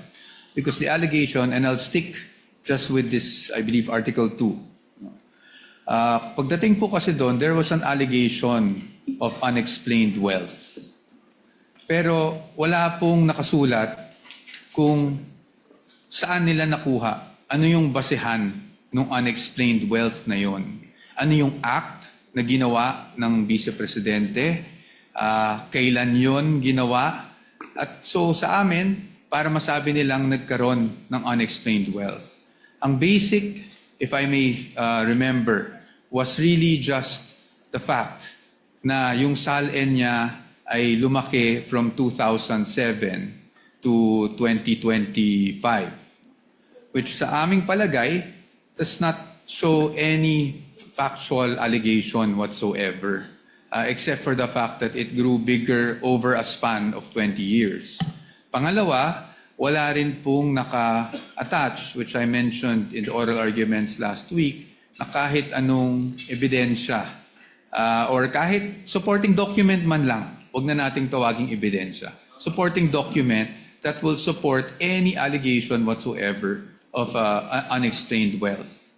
And that is why, nabanggit ko rin, na after the allegations were made, and this is even more significant, after the respondent had filed her answer, na tinawag pa nga nilang non-answer, doon lang po naghanap ng mga ebidensya na sakaling makasuporta doon sa aligasyon na iyon. That's very important for us because we had already filed our answer before AMLAC documents were suddenly produced with the issuance of subpoenas, before the BIR box were concerned, that we are concerning ourselves with was presented before the Committee on Justice. Nasa panahon na yun, tapos na po kami sumagot. In fact, when they were saying that it was a non-answer, to be very candid with everyone, we wanted to say because it was a non-complaint. Kasi walang ultimate facts na naka-allege for us to even answer. Now, before this honorable court, I do recall that in our answer, we also took pains to discuss the lack of ultimate facts and also what we feel were violations of due process before the Committee on Justice, or at least with the proceedings that were conducted before the Committee on Justice. And that is also why we have a pending motion for exclusion na ikinalakip namin dun sa answer precisely because we were objecting to the fact that these pieces of evidence were produced after we had already filed our answer. Now, on the fishing expedition, I think on the fishing expedition, Your Honors, our main point is this. Even if we read the twin requests for subpoenas, ulit-ulit po, nakasulat po doon, because this may show context, because this may show, prove something.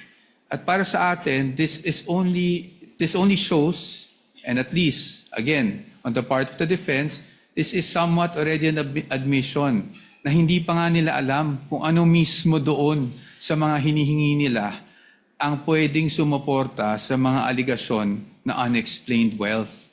And that's why, if you read the entire request, it uses the word may several times, and it even says in one paragraph, I think it's 3.24, but I might be mistaken, that at least with the request for, with their memorandum, rather, in their memorandum, nakasulat po doon that this does not assume wrongdoing, but they want those documents nonetheless to see if something there will actually help support their allegations. That is why we are calling it a fishing expedition.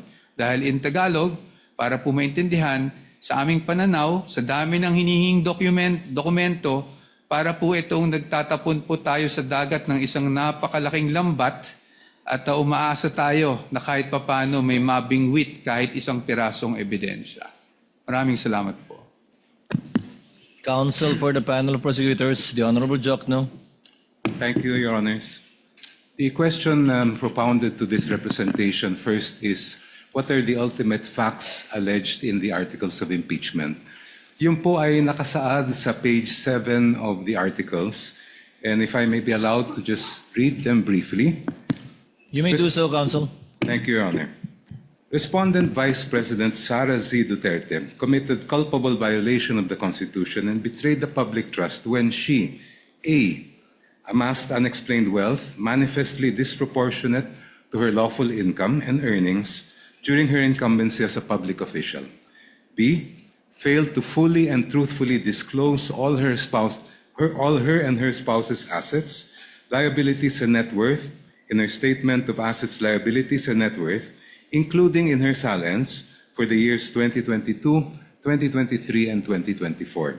And C, failed to divest and instead willfully continued all her business interests during her tenure as Vice President for the years 2022, 2023, 2024, and 2025.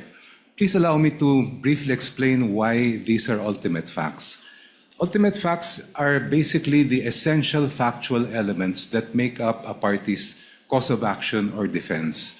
Halimbawa po, pag murder, treachery, evident premeditation, lahat ng mga kinakailangan ng batas para mapatunayan na murder po siya. In our case, we are alleging, first of all, unexplained wealth.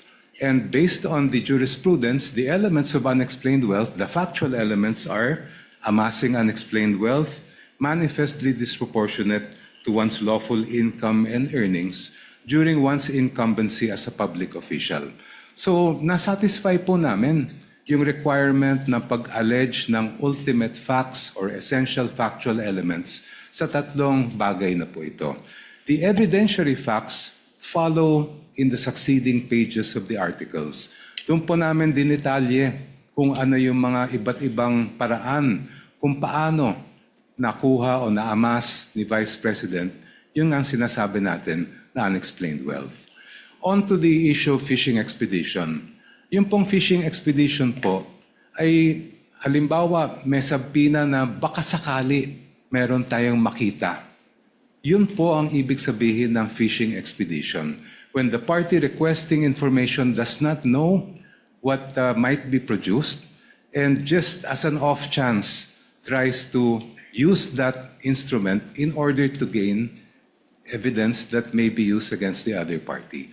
Dito po, malaki ang pagkaiba ng sitwasyon. Maalala po ninyo, during the hearings before the Committee on Justice, the Executive Director of the Anti-Money Laundering Council testified and produced documents showing that from 2007 up to the present, 6.7 billion pesos ang dumaan po sa account ni Vice President Sara Duterte. On that basis, and if we go deeper into that report, it says that during the period from 2007 to 2013, during the time that she served as mayor and vice mayor, umabot po sa halos o lampas 3 bilyong piso ang dumaan sa kanyang mga accounts.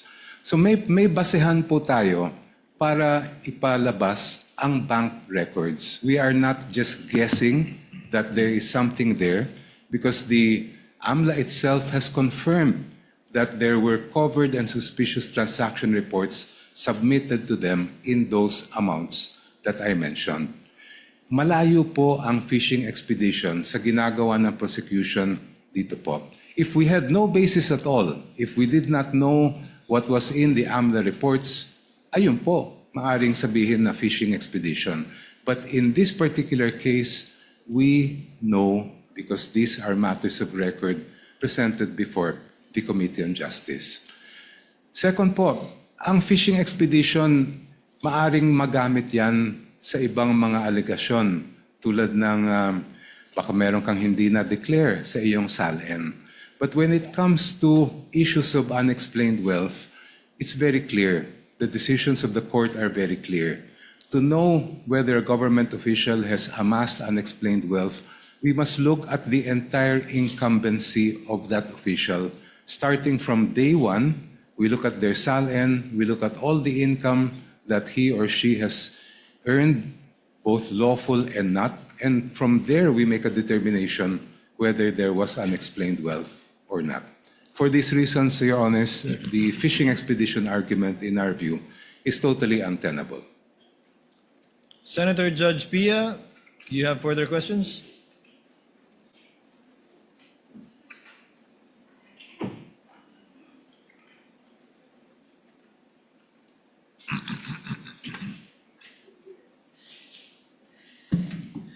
It's actually just a follow-up to what the how the prosecution responded.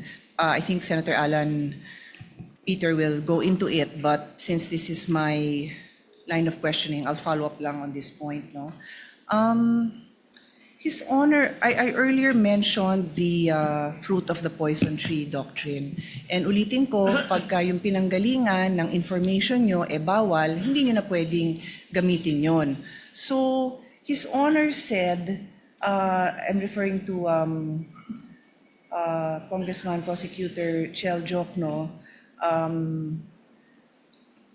they know the contents of the AMNA report, something to that effect, because it was presented in the impeachment hearing in the House. That is correct, right? That is your statement? Yes, Your Honor. Yes, oo. And I asked my question, and again, I will give both parties the opportunity to respond.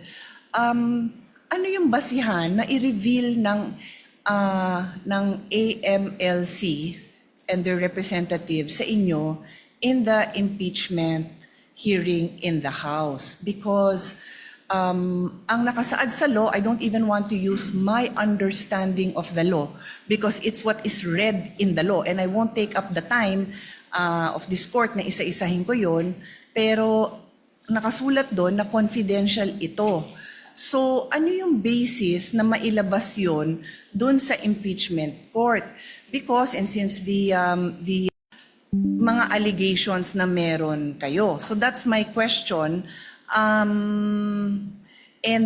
During our caucus, isa din sa lumabas na discussion, pero allowed ang AMLC and the specific officers to share that information. But the specific provision of the law, and please, both counsels, please respond, please elaborate on how this supports or does not support your case. A specific provision dun sa batas, yung sharing of information na yun, sabi, oy, kayo AMLC Council, mag-develop kayo ng rules kung paano kayo makakapag-properly share sa agencies.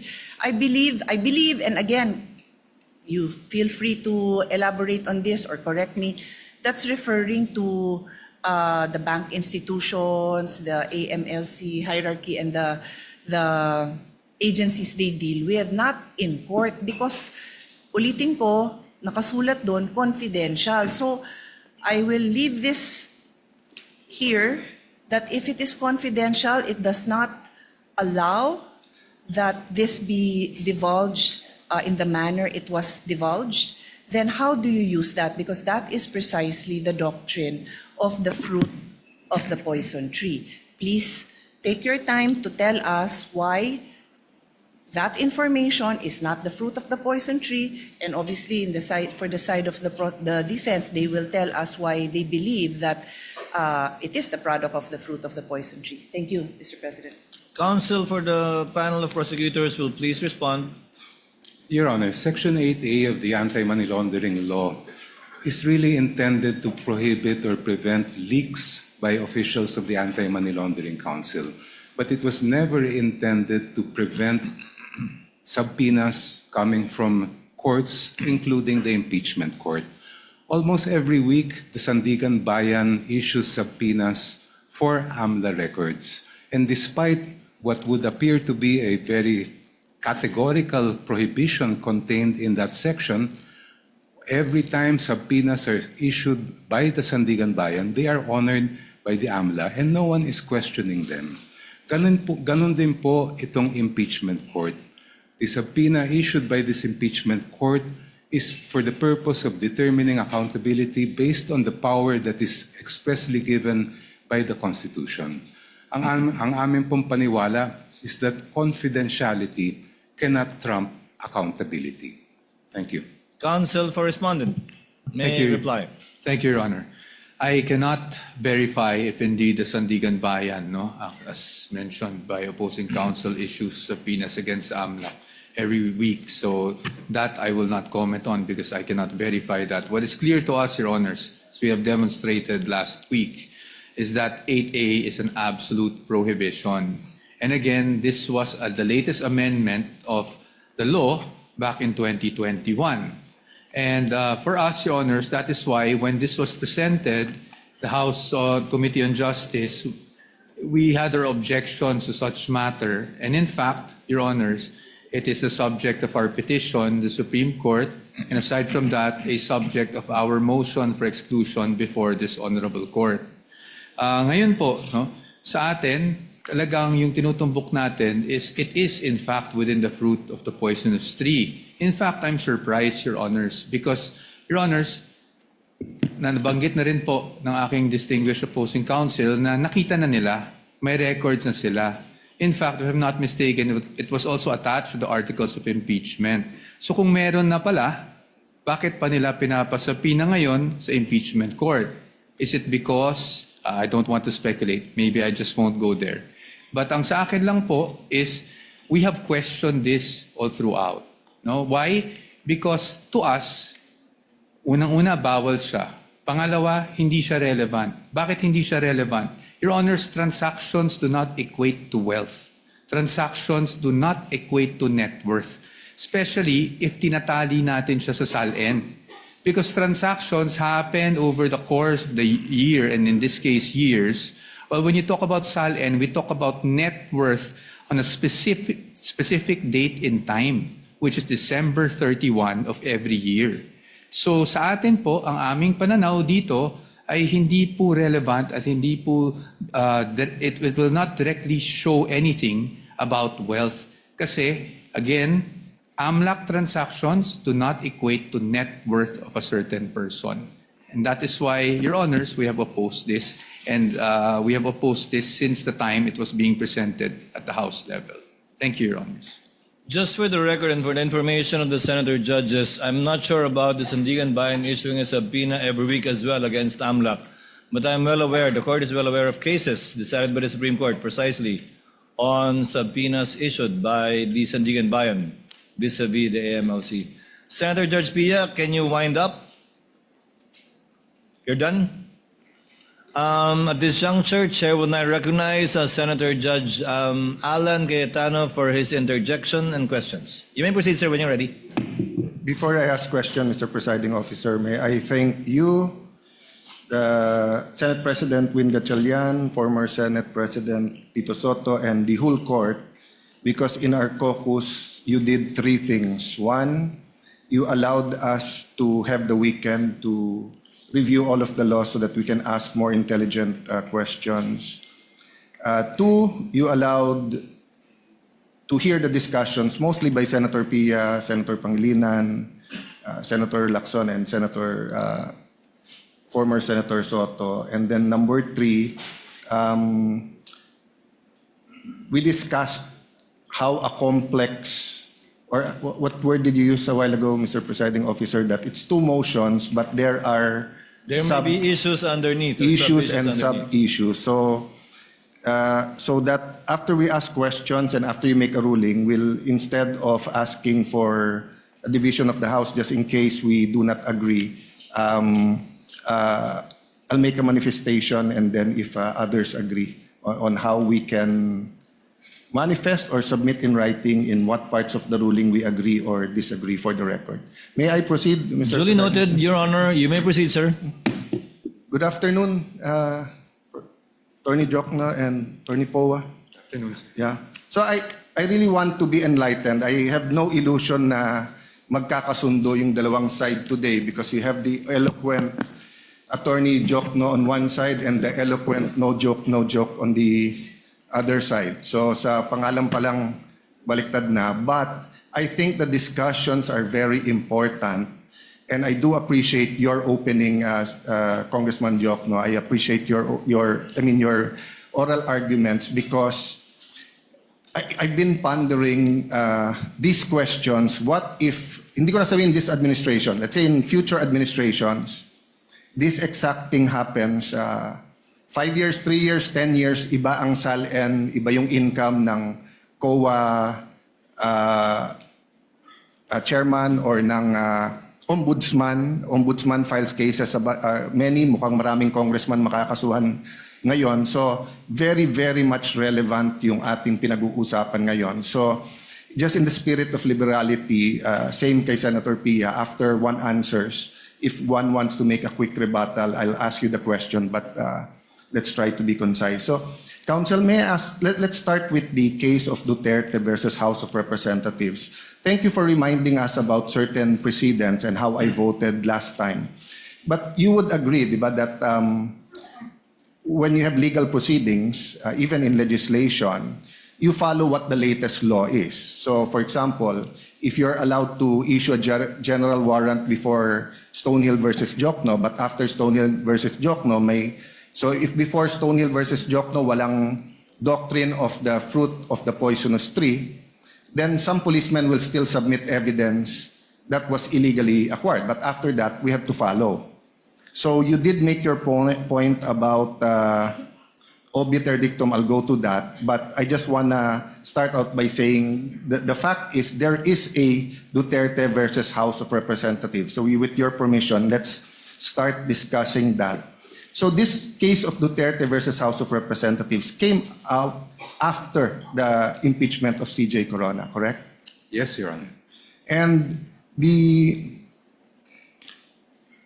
two elements was discussed in this case. The act charge must be impeachable under Article 11, Paragraph 2 of the Constitution, and 2, the act committed must be committed during the term of the impeachable officer. You commented on that. Can you elaborate or give your stand regarding, I think you agree with letter A, right? That the charge must be an impeachable offense. I mean, we all agree on that, right? Well, I would distinguish, Your Honor, please, between what we would call ratio decidendi, or the rule in that particular case, and obiter dicta, which are side comments or incidental remarks made in the opinion of the court. If we are speaking of the ratio decidendi of the Duterte versus House of Representatives case, I would have to disagree that it relates to the statements that you mentioned. My understanding of that case is it really relates to the first mode of impeachment and the procedures that must be followed, the one-year ban provided in the Constitution, how that will be applied when impeachment complaints are filed by at least 1/3 of the members of the House of Representatives. Yung pong nabanggit nila that the basis of any charge must relate to the incumbency of the official, in my view, that is obiter dicta, not necessary I for the appreciate your decision of answer. the We'll go case. to that. But regardless of the Duterte versus House of Representative ruling, we do agree with letter A. The act charged must be an impeachable offense under Article 11(2) of the Constitution. I would agree, but if Yes. I may be allowed to just qualify No, this is just a that. general. This is not a trap question. So, No, Your diba, so the officer has to be impeachable, and the acts charge should be an impeachable offense. And since you have betrayal of public trust, that's quite broad. No? So this is not a trap question. This is just laying the basis. But go ahead if you want to comment on that. Yes, the acts charged must constitute an impeachable offense, and that power to decide what is an impeachable offense is lodged exclusively with this honorable court. Okay. So you disagree that part of the ratio decidendi is the act must be committed during the term of the impeachable officer.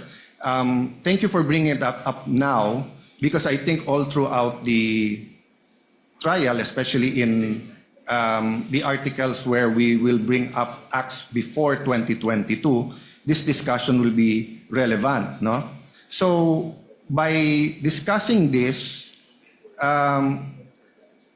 it will pass upon the whether or not including proof like bank records, financial documents before her term can be inquired into. The prosecution says it cannot, right? Because you believe it's an obiter dictum.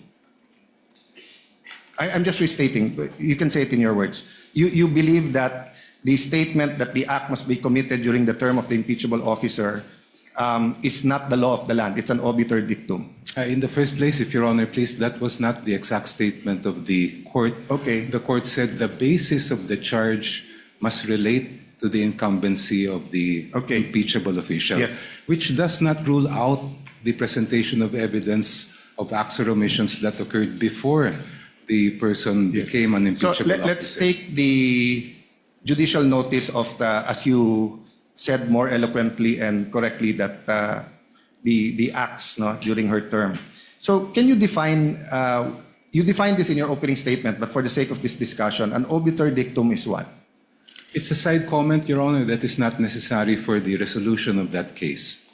Yeah, and I agree with that, and it's a remark made or opinion expressed by a judge in a decision upon a cause, or it's a by the way, that is incidentally or collaterally and not directly upon the question before him, or upon a point not necessarily involved in the determination of the cause, or introduced by way of illustration, analogy, or argument such are not binding precedents. No? Just for the public and for all of us, di ba? Yes, so Your ang sinasabi, yes, there can be a Supreme Court decision, but that part could be an obiter dictum, meaning hindi yan yung doktrina that will bind us in making decisions, whether it's issuing the subpoena or admissibility.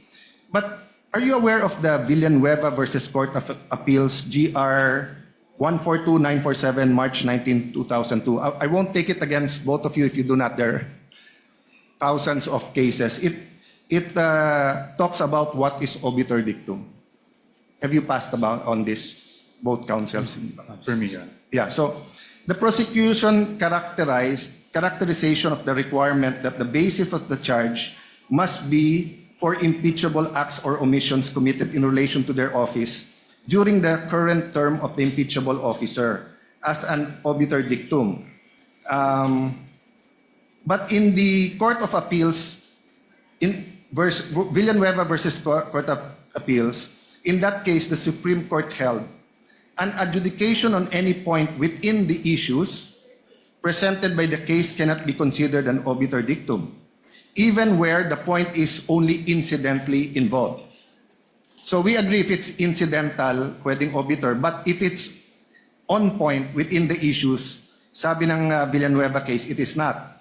So long as it is presented and decided in the regular course of the consideration of the case and led up to the final conclusion, or is a statement as to the matter of which the decision is predicated. The court added that a point expressly decided does not lose its value as a precedent because the disposition of the case is or might have been made on some other ground, and that where a court decides several points, none of such points can be regarded as having the status of a dictum. And one point should not be denied authority merely because another point was and more dwelt on and more fully argued and considered. So going back to the Duterte versus House of Representatives, the requirement that an impeachable act be committed in relation to their office and during the current term was not a remark made by the way. The Supreme Court en banc laid it down as one of the enumerated principles that due process requires, which is the very ground on which the ruling was predicated. Even if the court also struck down the 2025 impeachment complaint based on the one-year bar, so this is the question, does it not render the due process requirement laid out as a mere obiter dicta, or because it's based on due process, regardless of the mode of initiation, regardless of the mode of how the articles of impeachment got here, isn't due process still a requirement? If I may be recognized, Yes. Your Honor. Counsel for the panel of prosecutors may respond. Precisely, Your Honor. If a matter is within the issues resolved by the court, then it may not be considered as obiter dictum. But if we look at the decision in the case of Duterte versus House of Representatives, ang mismong nangyari po doon ay may naunang 2 complaints that were endorsed at may sumunod na complaint filed by at least 1/3 of the members of the House. At yun yung tinutukan po ng ating Supreme Court. It was in that context that the Supreme Court made pronouncements about the 1-year bar and even about due process. At no time in that case was it ever a fact in issue about the mode of impeachment that is involved in our case today.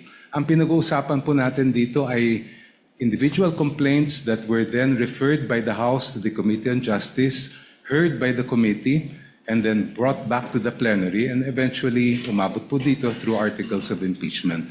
So kahit may sinabi ang Supreme Court about impeachable offenses in relation to the charges, kami po ay naniniwala na hindi po yan pumapasok o sumasakop sa issues that were decided in that case. I'll not argue with you because that's not my job here. I'll follow the Pia Cayetano style and move to the defense. But just a follow-up question on that. So I respect your belief on that. But my point is, the legal principle of due process applied to that mode, is it not logical that it's the same legal principle on due process even if you use another mode?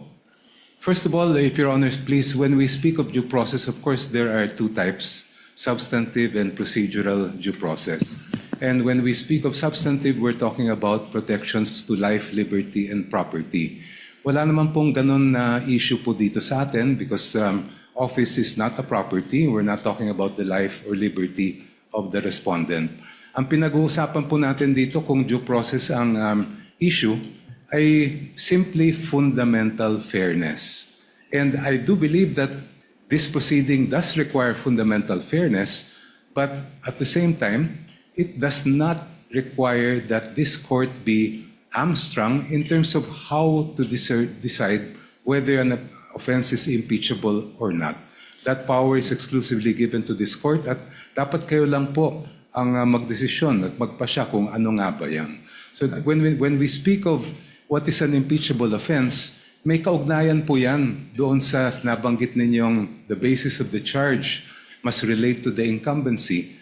Because in our view, that is really something that each member of this honorable court will have to decide when the time comes. Yeah, later on, I'll ask you that question, whether or not, what, if ever, can the Supreme Court decide or what of their pronouncements will be applicable to this court and that. But my point is, if we're saying that pag ang mode of initiation is by 1/3 na pumirma diretso at ang nakalagay doon committed in relation to their office during the current term, wouldn't it be illogical if you use another mode and pwedeng hindi committed in relation to their office and during their current term? I don't think the Supreme Court would be illogical in saying this is the principle for due process in this mode but not in this other mode. Even if we assume, Your Honor, that that is not obiter, the statement that the basis of the charge must relate to the incumbency of the impeachable officer, we submit that that still applies and we have satisfied that test. Okay. As I mentioned in my opening statement, integrity cannot be divided. Hindi po pwedeng biyakin ang integridad. So on that point, so if a president, an ombudsman, a COA chair who's let's say 60 years old but he started in government at 20 years old, he can be impeached by something he's done when he was 20 to 30, not only on what he's done when he was already an impeachable officer? If we are speaking about unexplained wealth, Your Honor, I have repeatedly cited the cases of the Supreme Court that provide that we must look from the reckoning of the first day of service of that public official, look at all the income that person has amassed, and determine whether it is manifestly disproportionate to the lawful income that he has reported. Yes, I agree in terms of holding that person liable and accountable. But what I'm saying is that, let's say he was a councilor, then he was a customs Customs Director, then he was BAR, then he's now COA. Isn't the remedy for all his other positions that weren't impeachable is through the regular courts and regular case build-up, etc. But once you're an impeachable officer, you're being held accountable during the term that you are, in fact, an impeachable officer, because usually when you're an impeachable officer, it's too hard to prosecute you the normal way. Isn't that the logic there, or you disagree, Counsel? I would have to respectfully disagree. Ang pinag-uusapan po natin kasi dito ay betrayal of public trust. And I think it's very clear that when we speak of betrayal of public trust, essentially we are looking at whether the public official is fit or unfit to continue in service. Kung siya po ay nakapag-amass ng unexplained wealth, nung siya ay vice mayor o mayor na umaabot sa bilyon-bilyones, I think that would have a very big impact on the court's decision whether that person should continue in office or whether they are fit to have that office. Okay. As I said, With I the won't permission argue. of Senator Judge Alan Cayetano, with your indulgence, sir, a request was conveyed to the presiding officer to declare a very brief break. This is not a break for all of us, but a very brief break of 5 minutes so that Council may answer to the call of nature. That was the message conveyed to the presiding officer, including Senator Judge Cayetano. So Chair declares a 5-minute break. We shall resume at 4:05.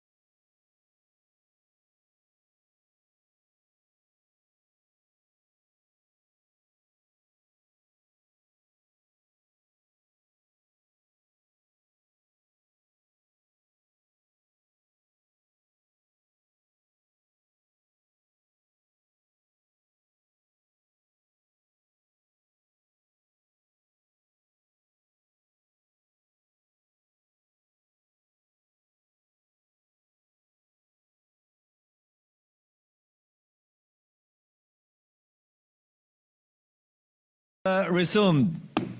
We shall resume the interventions of Senator Judge Alan Cayetano pertaining to the issue at hand on the twin requests for subpoena by the prosecution. You may proceed, Senator Judge Alan, when you're ready. Sir, Presiding Officer, if I may start there, whether or not the defense, although they stated already in their opening statement, considers such statement in the Duterte case as obiter dictum, and I'd like to reiterate, it's very important that we all understand and come to our own conclusions, because many times during this trial, and even in the decision we'll have to make, this question will play a center, will be front and center. So may I ask Attorney Poa, do you think that statement was a obiter dictum?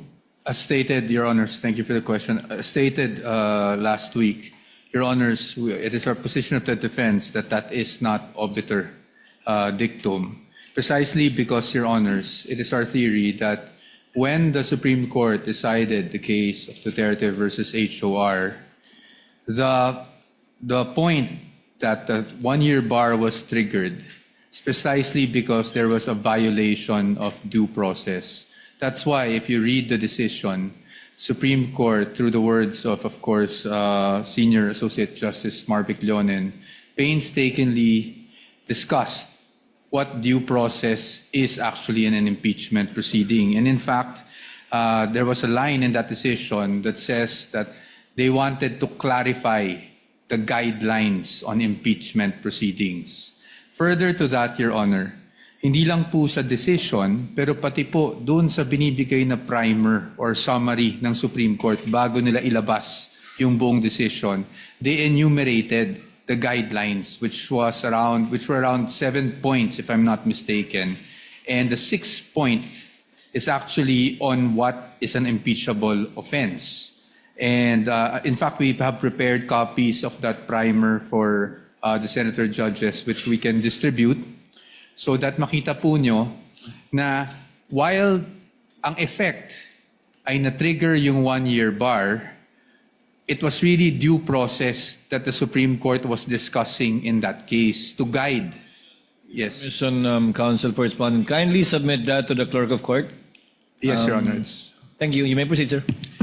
So, while as I was saying, Your Honors, while yung ang end result is na-trigger yung one-year bar, and that's why void yung naging first round of impeachment, ang talagang pinag-uusapan ng Supreme Court dito is the observance of due process in every stage of the proceeding. And that is why it is very important na mapag-usapan natin na yung kasama doon is really kung ano ba talaga ang isang impeachable offense. At nakasulat doon, if I may quote, the basis of any charge must be for impeachable acts or omissions committed in relation to their office, meaning in relation to their impeachable office and during the current term of the impeachable officer. So that is why, Your Honors, it is the view of the defense na hindi po obiter lang itong pronouncement ng Supreme Court na to as to what constitutes as an impeachable offense. Yes. I'm not texting. I got on my phone the Duterte versus House of Representatives because, of course, my follow-up questions was to get into the mind of the prosecution when to apply the Duterte case and when not to. So, but I'll still ask you the same question. So, what's more logical, that the due process requirement that the acts committed should have been on the term is also applied to the other modes or just to the one-third mode?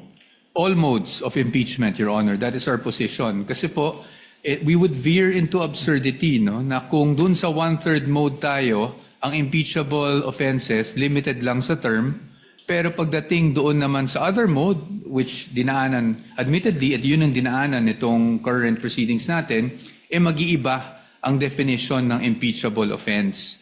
I do not see any logic on why there's a difference because an impeachable offense is an impeachable offense. So para po sa atin, that should apply. And in fact, the Supreme Court did not make a distinction as to the guidelines that it laid down in that decision, Your Honors, please. Yeah, so in the first page, Sabi dito, second, considering the nature of the offices and the institution that are subject to impeachment, its effect on the independence of constitutional departments and organs, and its nature as a constitutional process, all legal issues involving impeachment proceedings are subject to judicial review. While the court does not determine when, who, and whether an impeachable officer may be removed and disqualified from political office, it has the duty to construe and process mandated by the Constitution. So is this for you part of the ratio decidendi, or is this a obiter dictum? Ratio, Your Honors. In fact, that's why the Supreme Court, when it started the decision, said that the end does not justify the means, no? Because it was precisely discussing the means. Ano ba yung dapat nating sinusunod na proseso? So since we're talking about subpoenas, we'll go to the end and the means, the justified means. With the permission of Senator Judge Allen, I would just like to get the assent of the counsel from the panel of prosecutors. The document sought to be distributed by the counsel for respondent is a July 25, 2025 discussion on the Duterte v. HOR on the one-year bar rule. Again, it's dated last year. With the permission of the prosecution, we shall distribute it without prejudice to the counsel for the panel of prosecutors to also furnish whenever it shall so desire, because this issue, as pointed out by Senator Judge Cayetano, will linger until the end of the proceedings, without prejudice to the counsel from the panel of prosecutors to so furnish also Senator judges with their rejoinder to this document being furnished to the senator judges. Is that okay? Your Honor, I believe that, first of all, may we request for a copy of that document. I believe that document refers to the office of the spokesperson. That's correct, of the Supreme Court, in which case, Your Honor, we would have to interpose an objection because any interpretation by the office of the spokesperson is not binding on the Supreme Court. What we must look at are the actual text of the decision. Well, counsel, you can say that in your rejoinder. Point that out in your rejoinder and point that out in your submission. We will do that, Your Honor. So ordered. Clerk of Court is directed to kindly distribute the copies to the senator judges without prejudice to the panel of prosecutors submitting a rejoinder to this document. Yeah. Senator Judge Allen Cayetano, you may proceed, sir. Yes, Apologies for the interruption. Presiding officer, to be fair to I wouldn't have objected if you objected to the distribution, but realistically, we won't have time to read it because magruruling na after. Yes.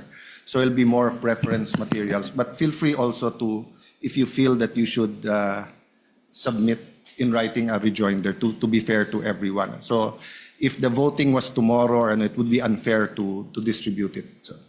So can I ask the same question, Congressman? So I read, it's the first few paragraphs, no? Sabi kasi dito, you heard me naman, no? You want me to read it again, or? If I may be allowed to respond already to the yes, go ahead. question.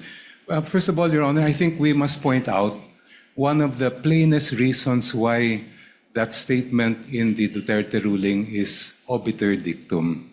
And that simply is because there was no trial yet to speak of when the Supreme Court rendered that decision. Paano po magiging issue yung nangyayari ngayon sa trial, samantalang nung dinesisyonan po yan ay wala pa pong trial. Therefore, any statements by the court about how the trial should be conducted are outside the issues of that case, and while they may be guidelines, they are not binding as judicial precedent to us and to the future generations. Actually, I was referring to a different matter already, but just to that point, it's not how, it's what. Because it's paragraph 6. So the basis of the charge must be for impeachable acts or omissions committed in relation to their office and during the current term of the impeachable officer. For the President and Vice President, these acts must be sufficiently grave, amounting to the crimes described in Article 11, Section 3.1 of betrayal of public trust given by the majority of the electorate. For the other impeachable officers, the acts must be sufficiently grave that they undermine and outweigh the respect for their constitutional independence and autonomy. So this doesn't really tell us how to conduct the trial. This basically tells us is that if we don't follow that, we're endangered of having a trial that's void ab initio. I would have to respectfully disagree, Your Honor. Anyway, we've gone through that argument, and I won't argue with both of you. Going back to this is what I read, no? Second, considering the nature of the offices and the institutions that are subject to impeachment, its effects on independence of constitutional department and organs, and its nature as a constitutional process, all legal issues involving impeachment proceedings are subject to judicial review. I'll stop there. Kasi nabanggit mo kanina, may I speak English Filipino? Nabanggit nyo po kanina na that's for us to decide. And my interpretation, and I've felt like that many times, diba, na zealous dapat ang impeachment court sa powers niya. Kasi not only because it's sui generis, wala tong apologize to Senator Judge Risa, my phone fell. So, wala nga tong, you cannot appeal the decision of my belief, no? You cannot appeal the decision of to acquit or to convict to the Supreme Court, diba? But the parameters, so let me use the words of the Supreme Court, no? Ang sabi niya, all legal issues involving impeachment proceeding are subject to judicial review. So you disagree with this or you agree? In context ng sinabi mo kanina na it's within our power to make these decisions. I believe the controlling decisions there, Your Honor, are the cases of Gutierrez and Francisco. Because in those cases, the issue of what is an impeachable offense was squarely brought before the court. And the court said very clearly that that is purely a political question that's not within the judicial power for us to decide. And I believe that that should be the controlling jurisprudence. So let me be more specific. So for example, we issue some subpoenas and we do not issue some. Can one or both of you, meaning the prosecution and defense, go to the Supreme Court and question it? Well, there is always the possibility that some side, perhaps the defense, may claim that there is a grave abuse of discretion, I believe, as they have done in their other petitions filed, and therefore make an attempt to stop the proceedings before this court. But as I have said last week, Your Honor, in our opinion, this court has the sole and exclusive power to decide what an impeachable offense is, and no one, not even the Supreme Court, can dictate on this court in making that decision. Yes. Same answer. No, Your Honor. No, I have a different... So, okay, you can go back to that question. Then my follow-up question was, so let's say certain orders of the court, can the prosecution or defense go up to the Supreme Court and question its constitutionality? Yes, Your Honor. It is our position that either of the parties can do that. Why? Because sa atin nga, ang sabi natin kanina, that the Constitution cannot be read in isolation. So while the Constitution gives the sole power to the Senate to try an impeachment case, to try and hear an impeachment case, we must read this in conjunction with, again, Article 3, Bill of Rights, and Article 8, specifically Section 1, which is the power of judicial review. So pag sa tingin po ng isang panig, merong grave abuse of discretion na naganap, we are of the position that, in fact, this is a justiciable issue and can be brought before the Supreme Court, Your Honor. So at least in that small point, I think we all agree that if we think there's grave abuse of discretion, there's a possibility that the Supreme Court will take it up. I'm not referring to the subpoena, I'm talking in general. So I'll skip a few pages of my questions precisely because I wanted to elicit your opinions or your stand regarding the fact that the impeachment court is supreme, but it's not true that we can do anything or we can just make decisions that are not based on statutes and on legal orders. In fact, when the Supreme Court issued a TRO regarding the foreign accounts or the dollar account in the Corona case, the impeachment court voted to respect the TRO, no? But of course, we did vote. So there could have been a constitutional crisis if we voted not to, and then, of course, we know because of history, nag-waiver na lang si Chief Justice Corona, no? So can I go now to the ultimate facts, no? I don't know if Senator Joel, but Senator Pia asked a little bit about this. Just a quick review, or maybe, so we're also governed by the rules of court when it comes to ultimate facts. This is what Section 1 says. In general, every pleading shall contain in a methodological and logical form a plain, concise, and direct statement of the ultimate facts, including the evidence, on which the party relies on his or her claim of defense as the case may be. If a cause of action or defense relied on is based on law, the pertinent provisions thereof and their applicability to him or her will be clearly and concisely stated. So does the two councils agree that sa ultimate facts, you have to include the evidence? I would make a distinction, Your Honor, between what we call ultimate facts and evidentiary facts, which are the pieces of evidence that could be used to come to the conclusion or to decide whether those ultimate facts are present in the case or not. Yeah, I think all of us lawyers agree with that. There's a difference between ultimate facts and evidentiary facts. But the rules of court says, including evidence. Kasi kung walang including evidence, ang kailangan mo lang i-file, ultimate facts. Pero pag sinabing kasama ang evidence, for me, it doesn't mean that every single testimony in every single document should be attached. But so let me go to my second question. So pwede bang sa articles of impeachment, ultimate facts lang, walang naka-attach na evidence? Ang requirement po sa pleading ay doon na dapat nakasaad ang ultimate facts. But if you look at the articles of impeachment that are before this court, it also contains evidentiary factual allegations to support the ultimate facts that are contained therein. Thank you for that answer. Actually, that was my next question. Did it contain? And you answered it. So with respect to the 𝗓𝗪𝗓 and Cabrera impeachment complaints, is it correct that there was no authentic records that were attached when they were filed? Factual lang tong tanong ko.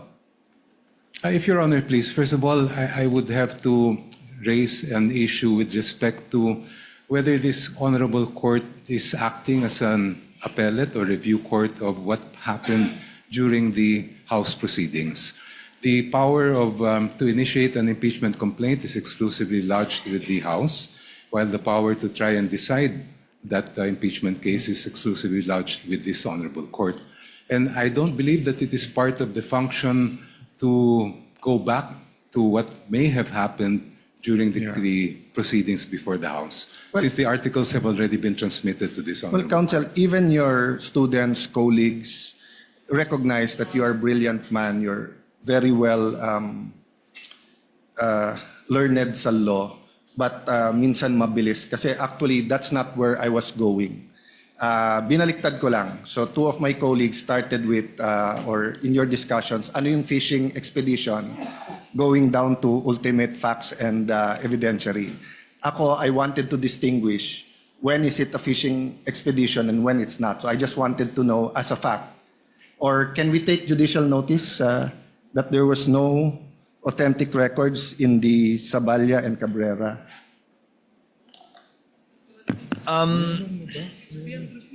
What's the point again, Senator Judge? There were no authentic... It was just preliminary because I wanted to compare it with other impeachment complaints. And I wanted to ask the question, when is it a fishing expedition or hindi? So these are legitimate questions. So factually, yung 𝗓𝗪𝗓 and Cabrera ba, may authentic records attached. Ang information ko, wala. But I don't want to... I believe, Senator Judge Allen, that the 𝗓𝗪𝗓 and Cabrera complaints were attached as an annex, Yes. if I'm not mistaken, to the respondent's answer. Would that be Yes. correct, Attorney Poe? And to be fair, Yes, Your it was... As well as the annexes. yes. Yes, Your Honor. In fact, the presiding officer noticed that it lacked a page in one of the annexes to the, Yes.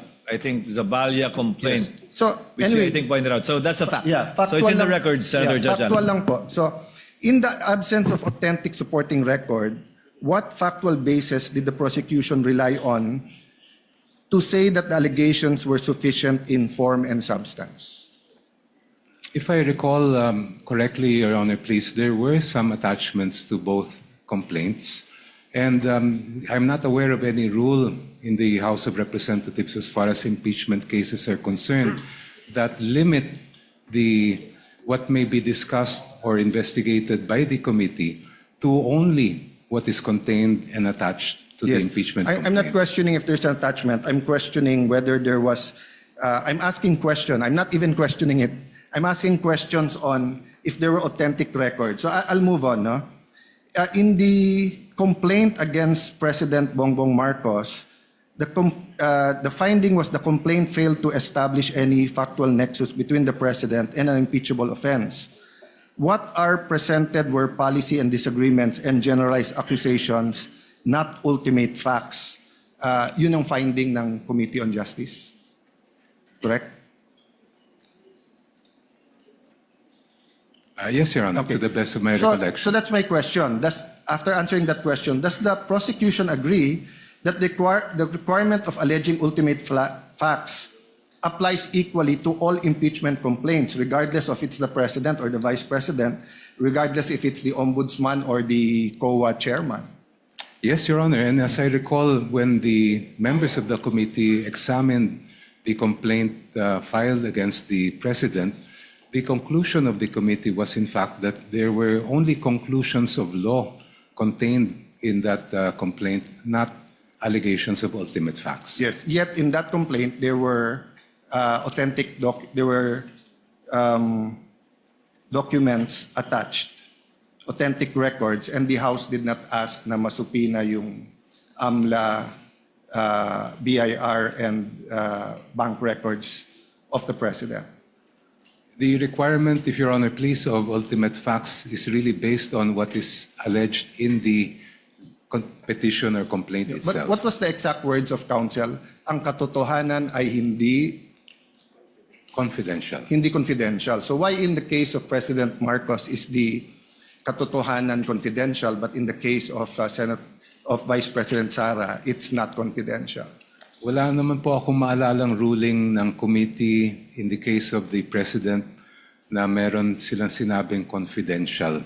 No, What I recall is that the conclusion was that the complaint did not allege ultimate facts. So there was a conclusion even before asking for all of this. But in this case, there was a conclusion that there's no nexus between the president and an impeachable offense. In this case, walang authentic documents pero humihingi ng supina kasi yung katotohanan hindi confidential. So, which goes to my, well, first, let me honor who I should honor because it seems that the Lisa Masa complaint, which was endorsed by ACT party list, was here kanina, and I think Antonio Tino, I think Sara Elago was here the last week, and I think Representative Ko was here.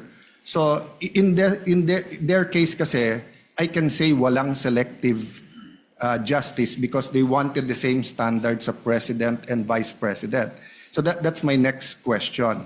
We want fairness for everyone and for the Filipino people, but would it be unfair to require 20 years of documents from AMLA, BIR, and bank accounts from Vice President Sara without requiring the same from President Bongbong, considering that all of these scandals is happening during his administration?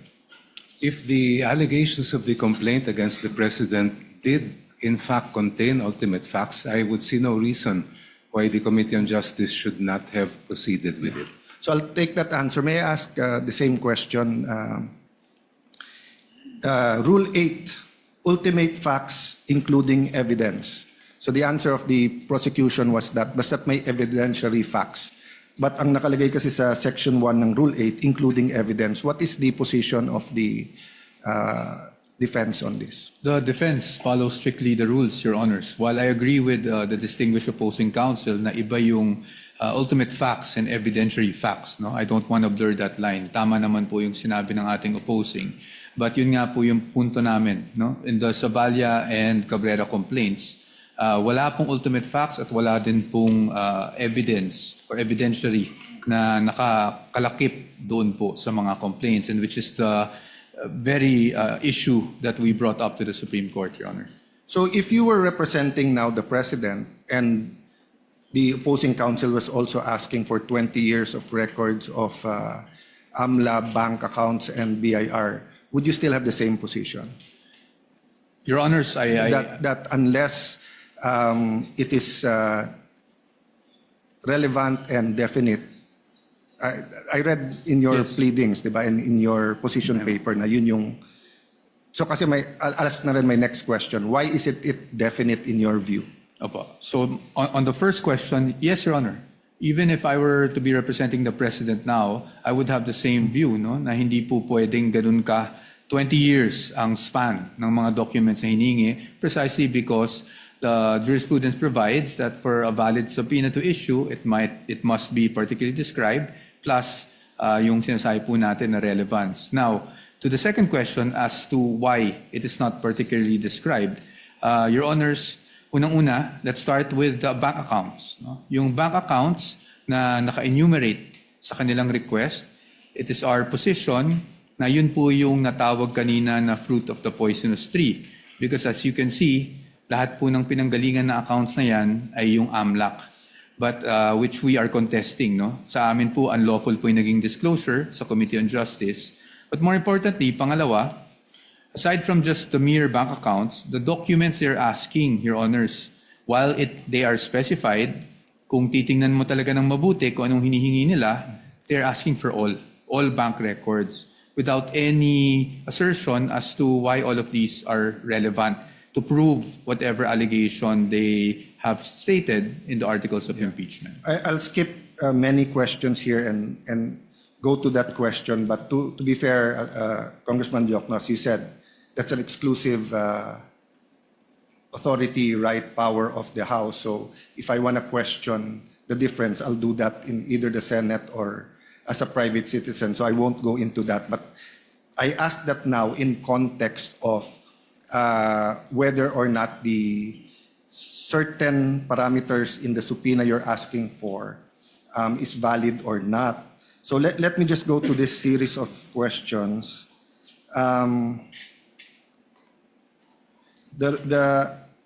This is really a discussion into what is substantial facts, what's ultimate facts, what's essential facts, what are, and as you said, Attorney Powa, we don't want to bore everyone with that, but it's important in terms of due process.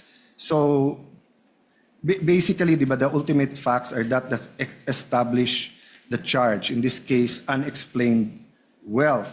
So let me put it this way in my question to Attorney and Congressman Prosecutor Joke. No.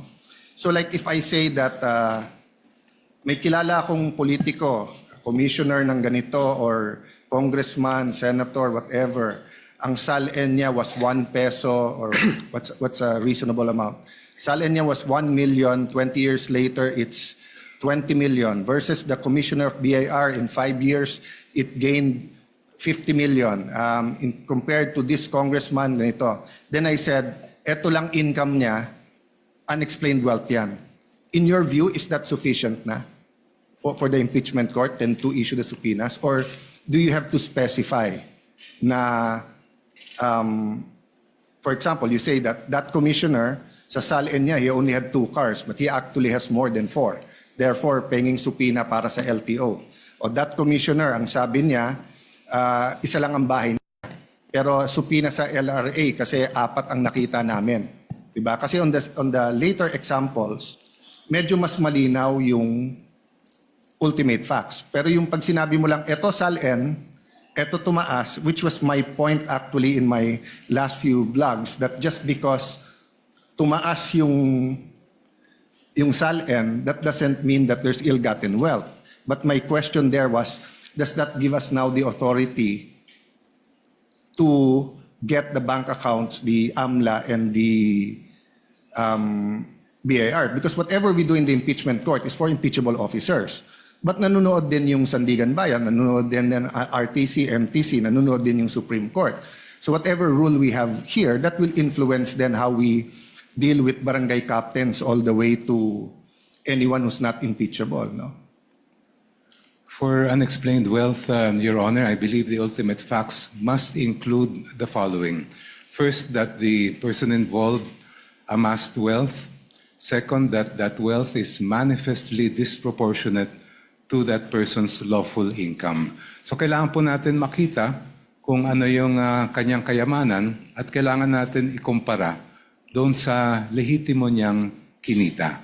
And that can be only determined by looking at the records that we are requesting from this honorable court. No, but if you're just looking at the SALN at yung kinita niya, so I'll give you a example. No? I won't name the person para walang mag-react. But he was senator, I think in 1987, an outstanding human being. And he was telling us, etong lupa na to, nabili ko ng 1980 o 1970 na 50,000. Oh, nabenta ko ng 1990. Kaya lang sa SALN, ang nakalagay kasi doon yung acquired cost. So nilagay ko 50,000. So kung titignan mo kami, then he named some other great senators, etc. Nakasabayan niya, congressman at dito. Titignan mo, si senator ganito, kami lahat. O ang SALN namin, baka 5 million.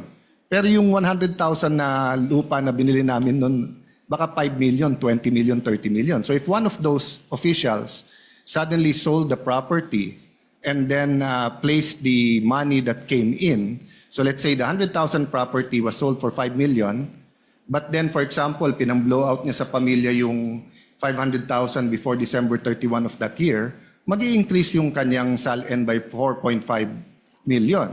So if you just compare his income na sweldo niya with that will not show you that he has ill-gotten wealth.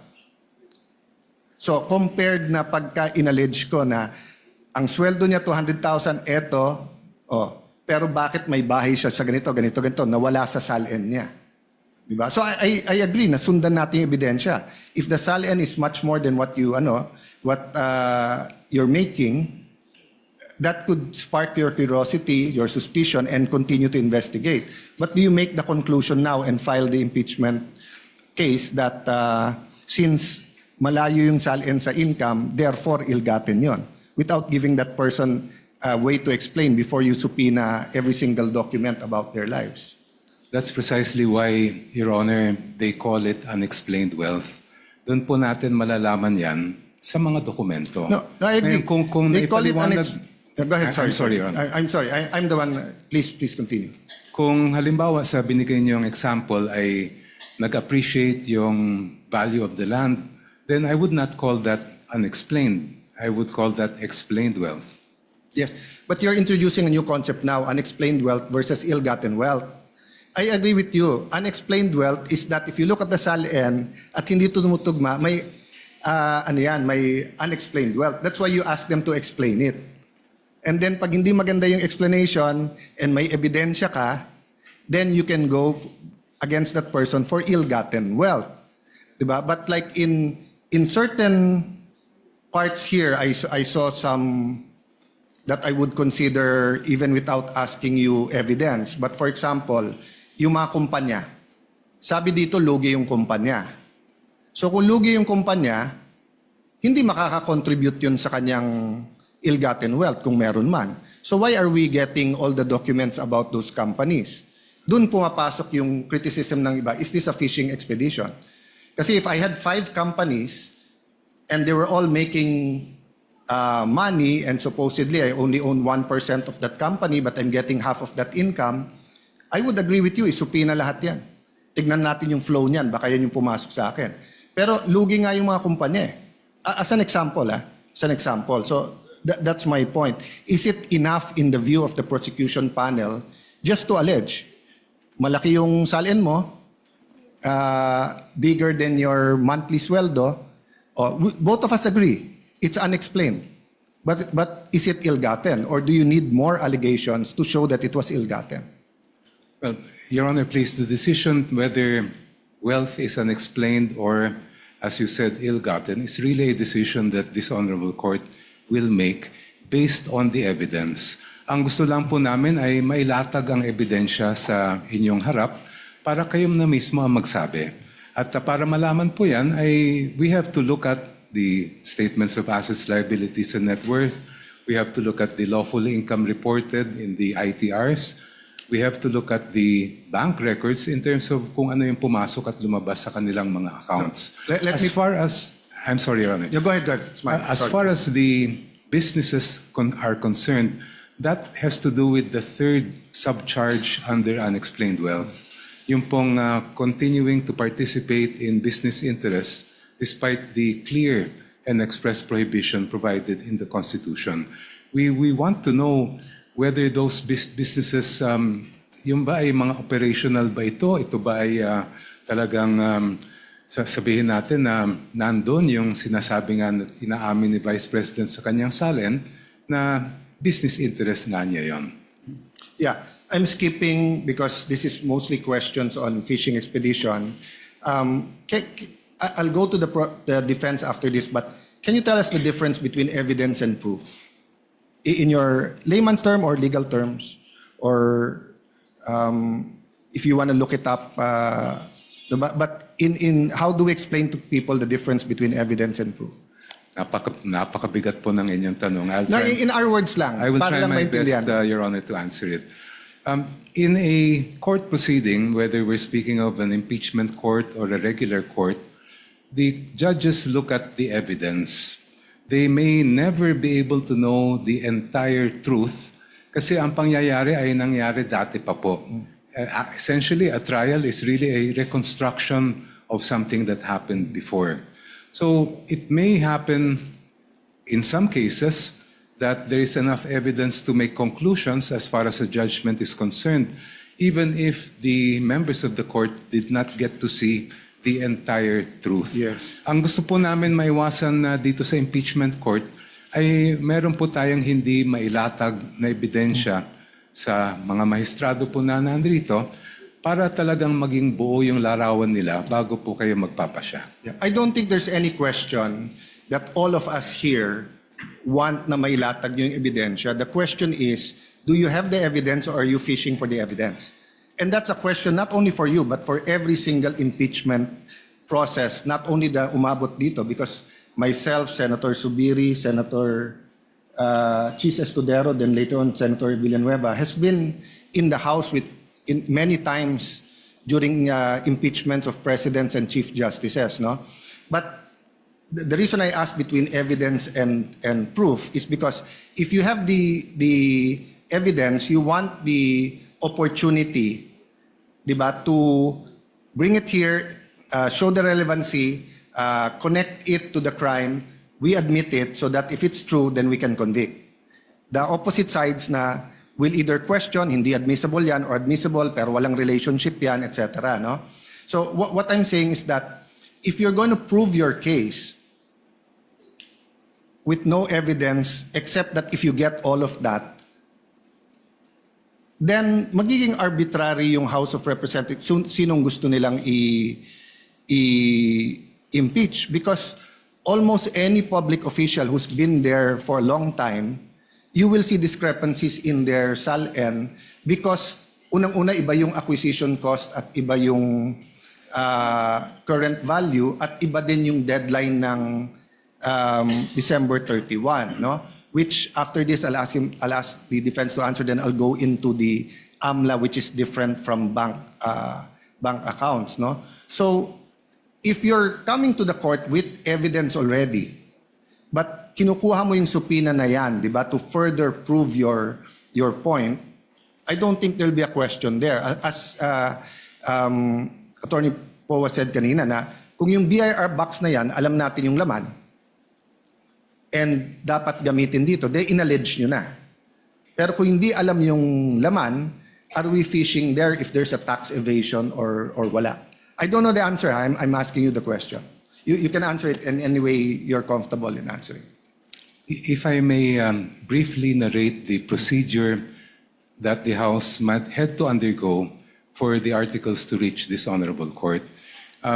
When the complaints were filed before the House of Representatives, the Committee on Justice was tasked not with conducting a trial, not with ferreting out all the evidence, but simply determining whether there was probable cause to proceed with the case. So hindi po namin hinanap yung kabuuan ng ebidensya dahil hindi po namin tungkulin yon. When we made the determination that there was sufficient probable cause to proceed with that case, then that is what we submitted in terms of the articles of impeachment that reached this honorable court. Ngayon, syempre po, just like a preliminary investigation conducted by a prosecutor, ang hawak lang po niyang ebidensya, ang titingnan lang po niya ay kung merong probable cause. Not all the evidence yet is before that prosecutor because wala pa pong trial. The presentation of evidence, even the subpoena or compulsion to present evidence will only happen when the trial takes place. And yung tinutukoy po ninyong fishing expedition, yun ay maaring sabihin natin nangyari kung only if the party requesting the evidence or documents ay nagbabakasakali lang. Baka may makuha tayo dito. In our case, I have to disagree that there was any sort of fishing expedition because based on what the Committee on Justice and later the plenary of the House found was sufficient, there was enough cause to proceed with the case. I'll go to probable cause, but yung sinabi mo, baka sakaling may makukuha dito. You said hindi ganon. So anong makukuha natin if we grant all the subpoenas you're requesting? The evidentiary facts, Your Honor, that were not yet, hindi pa nakita ng House nung ang ginagawa lang po namin ay determinahin ang probable cause. So nagbabaka sakali din? Hindi po. No, kasi you said... Because there is basis for requesting for the So what bank will you records. see? You still don't know what you'll see? We are basing the request for the bank records on the evidence and information provided by the Anti-Money Laundering Council, which appears to show that there were billions of pesos that went through the accounts of the Vice President during that Let's go period to that of time. with the permission of the defense, then I think you're listing down naman. So the Anti-Money Laundering Council, no, does not deal with income. They deal with flow, right? So pag sinabing billion, that doesn't mean that a certain official has billions in their account. So meaning if I have ₱1 million deposit on January 1, and then on January 5, I take it out and put it in time deposit for 1 month, and 1 month later it comes out with 2% time deposit, hindi na 1 million yon. 1 million in, 1 million out, 2 million, 1 million in the time deposit, 3 million. Paglabas na may 2%, 1 million 2 pesos, 1 million 2,000 pesos, 4 million na yon. So hindi evidentiary yun, speculation sa ikot ng pera. Meaning, all I have to do is find someone with a bank account and give them a long enough period, and I will say that they have hundreds of millions or billions. Precisely, Your Honor, that is why we want the bank records to be produced. Because, as you mentioned, the only reports submitted by the Anti-Money Laundering Council pertain to covered and suspicious transaction reports. They do not show us the exact balances that were contained in those bank accounts. And it is only the bank records that will provide that information. Agree. And it's suspicion. When you say suspicion, that does mean necessarily suspicion that it's attached to a AMLA crime, but it could be suspicious meaning 6 months walang gumagalaw, biglang everyday ngayon gumalaw. Di ba? Yun yung definition ng part ng definition ng AMLA. But if you cannot connect AMLA and the bank accounts, that's precisely what the defense and other people are saying. Aren't you nga fishing between the three? Fishing means hindi mo pa hawak, so you're trying to get a fish, in this case a very big fish.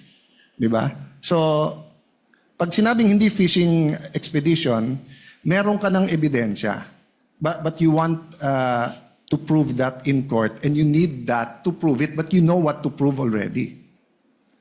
If we bring Your Honor's logic to its conclusion, that would mean that the Committee on Justice would have to conduct a full-blown trial, get all the evidence at that level, so that we do not have to fish anymore when we get to this court.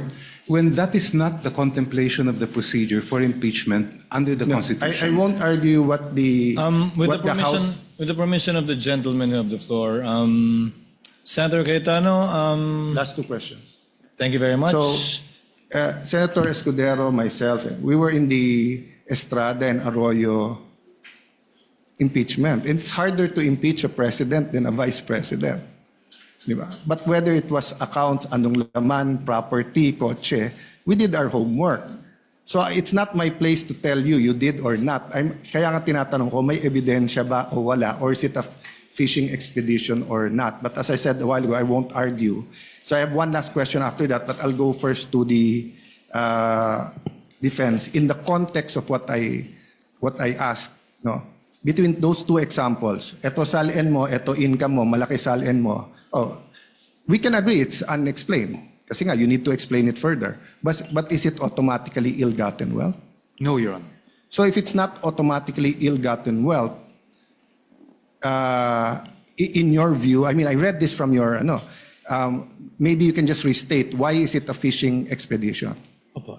Your Honor, because precisely, yun pong sinasabi nila na unexplained wealth. They were basing it for 20 years, for one. No? Pangalawa, they couldn't pinpoint exactly bakit mo nasabing may unexplained. Alin dito sa properties yun unexplained. No? Third, and if I may elaborate from our memo, if you look at the articles of impeachment, it presupposes that the Vice President earned 30 million over a span of 20 years. Yes, they did not think about the Vice President not being in public office from 2013 to 2016. They didn't think about the income that could have, been generated by being married to a lawyer who had his own law office. So to us, it was basically a conjecture, speculation, conclusion of law and fact to say, biglang, may unexplained wealth po dito. No? That's basically our point. And then secondly, the decision earlier, it was mentioned by distinguished opposing counsel, decision rests upon this court to determine kung meron ng unexplained wealth. I disagree with that. The ultimate decision rests upon this court, that is true. But the initial decision rests with the person accusing, di ba? Pero nung nag-accuse yung tao sa 𝗓𝗏𝗓𝗏 complaints, wala man lang nakasulat po doon. Kanina na-mention po yung should the Committee on Justice now conduct a full-blown trial? No, it shouldn't. It should just evaluate the complaint. Para nga pong piskal, parang preliminary investigation. Pag tayo po pumunta sa piskal at ang dala lang natin doon ay puro paratang, wala man lang supporting document, what will the fiscal do? Dismiss the case outright. Yan naman po ang totoo. No? So that was our point to begin with, and that is why we're saying fishing expedition ito. Kasi hindi mo man lang ma-pinpoint kung anong transaction yung sinasabi mong nag-amass ang Vice President natin. Anong taon na nag-amass yung Vice President natin ng ill-gotten wealth or unexplained wealth. At dahil doon, ngayon, we're asking for records spanning 20 years, both, BIR records, bank records, AMLAC records, which they already have, actually, from the Committee on Justice. Pero, hindi natin ma-pinpoint, alin ba talaga dito? We cannot specify kung ano yung act, ano yung omission na ginawa niya na nakapag-amass siya ng unexplained wealth. Talking about both parties talking about the fiscal or prosecutor, actually binago na rin ngayon. Probable cause with reasonable certainty mako-convict. So meaning you go to the fiscal's office that you point out ano yung crime, sino yung gumawa ng crime, and yung preliminary evidence mo might not be enough to convict at that time, but enough to say na hindi lang to marites. So if I go to the fiscal's office or ombudsman saying this senator has 150 million in SALN, 10 years ago it was 50 million, therefore it's ill-gotten wealth, and then wala pa akong ibang dala except yung magkano sweldo dito, I doubt the fiscal will file that case. But if I tell the fiscal that he has 2 cars in his SALN, but eto, I see him using 4, then give him the opportunity. But I can subpoena the LTO. Na kanino ba yung plate number na yan? Baka namang nasa kapatid talaga niya, no? But the last set of questions, I'll just ask it once, no? So I think everyone understands naman the subpoena regarding the Vice President. The issue was really the dates and how specific or hindi. Actually 2 questions. The corporations, do you not have to pierce the corporate veil considering there's no allegations in the articles that these companies were used to amass ill-gotten wealth. In fact, I haven't read everything, but so far sa binasa ko, is hindi kumikita tong mga kumpanya na to. Because there's a Supreme Court decision that if it's a joint account, may rights din yung isa. And I don't even know if we informed all of those companies that we might subpoena their records. So did we give them that opportunity? Isama ko na yung last question, Mr. Presiding Officer, and I won't follow it up, no? But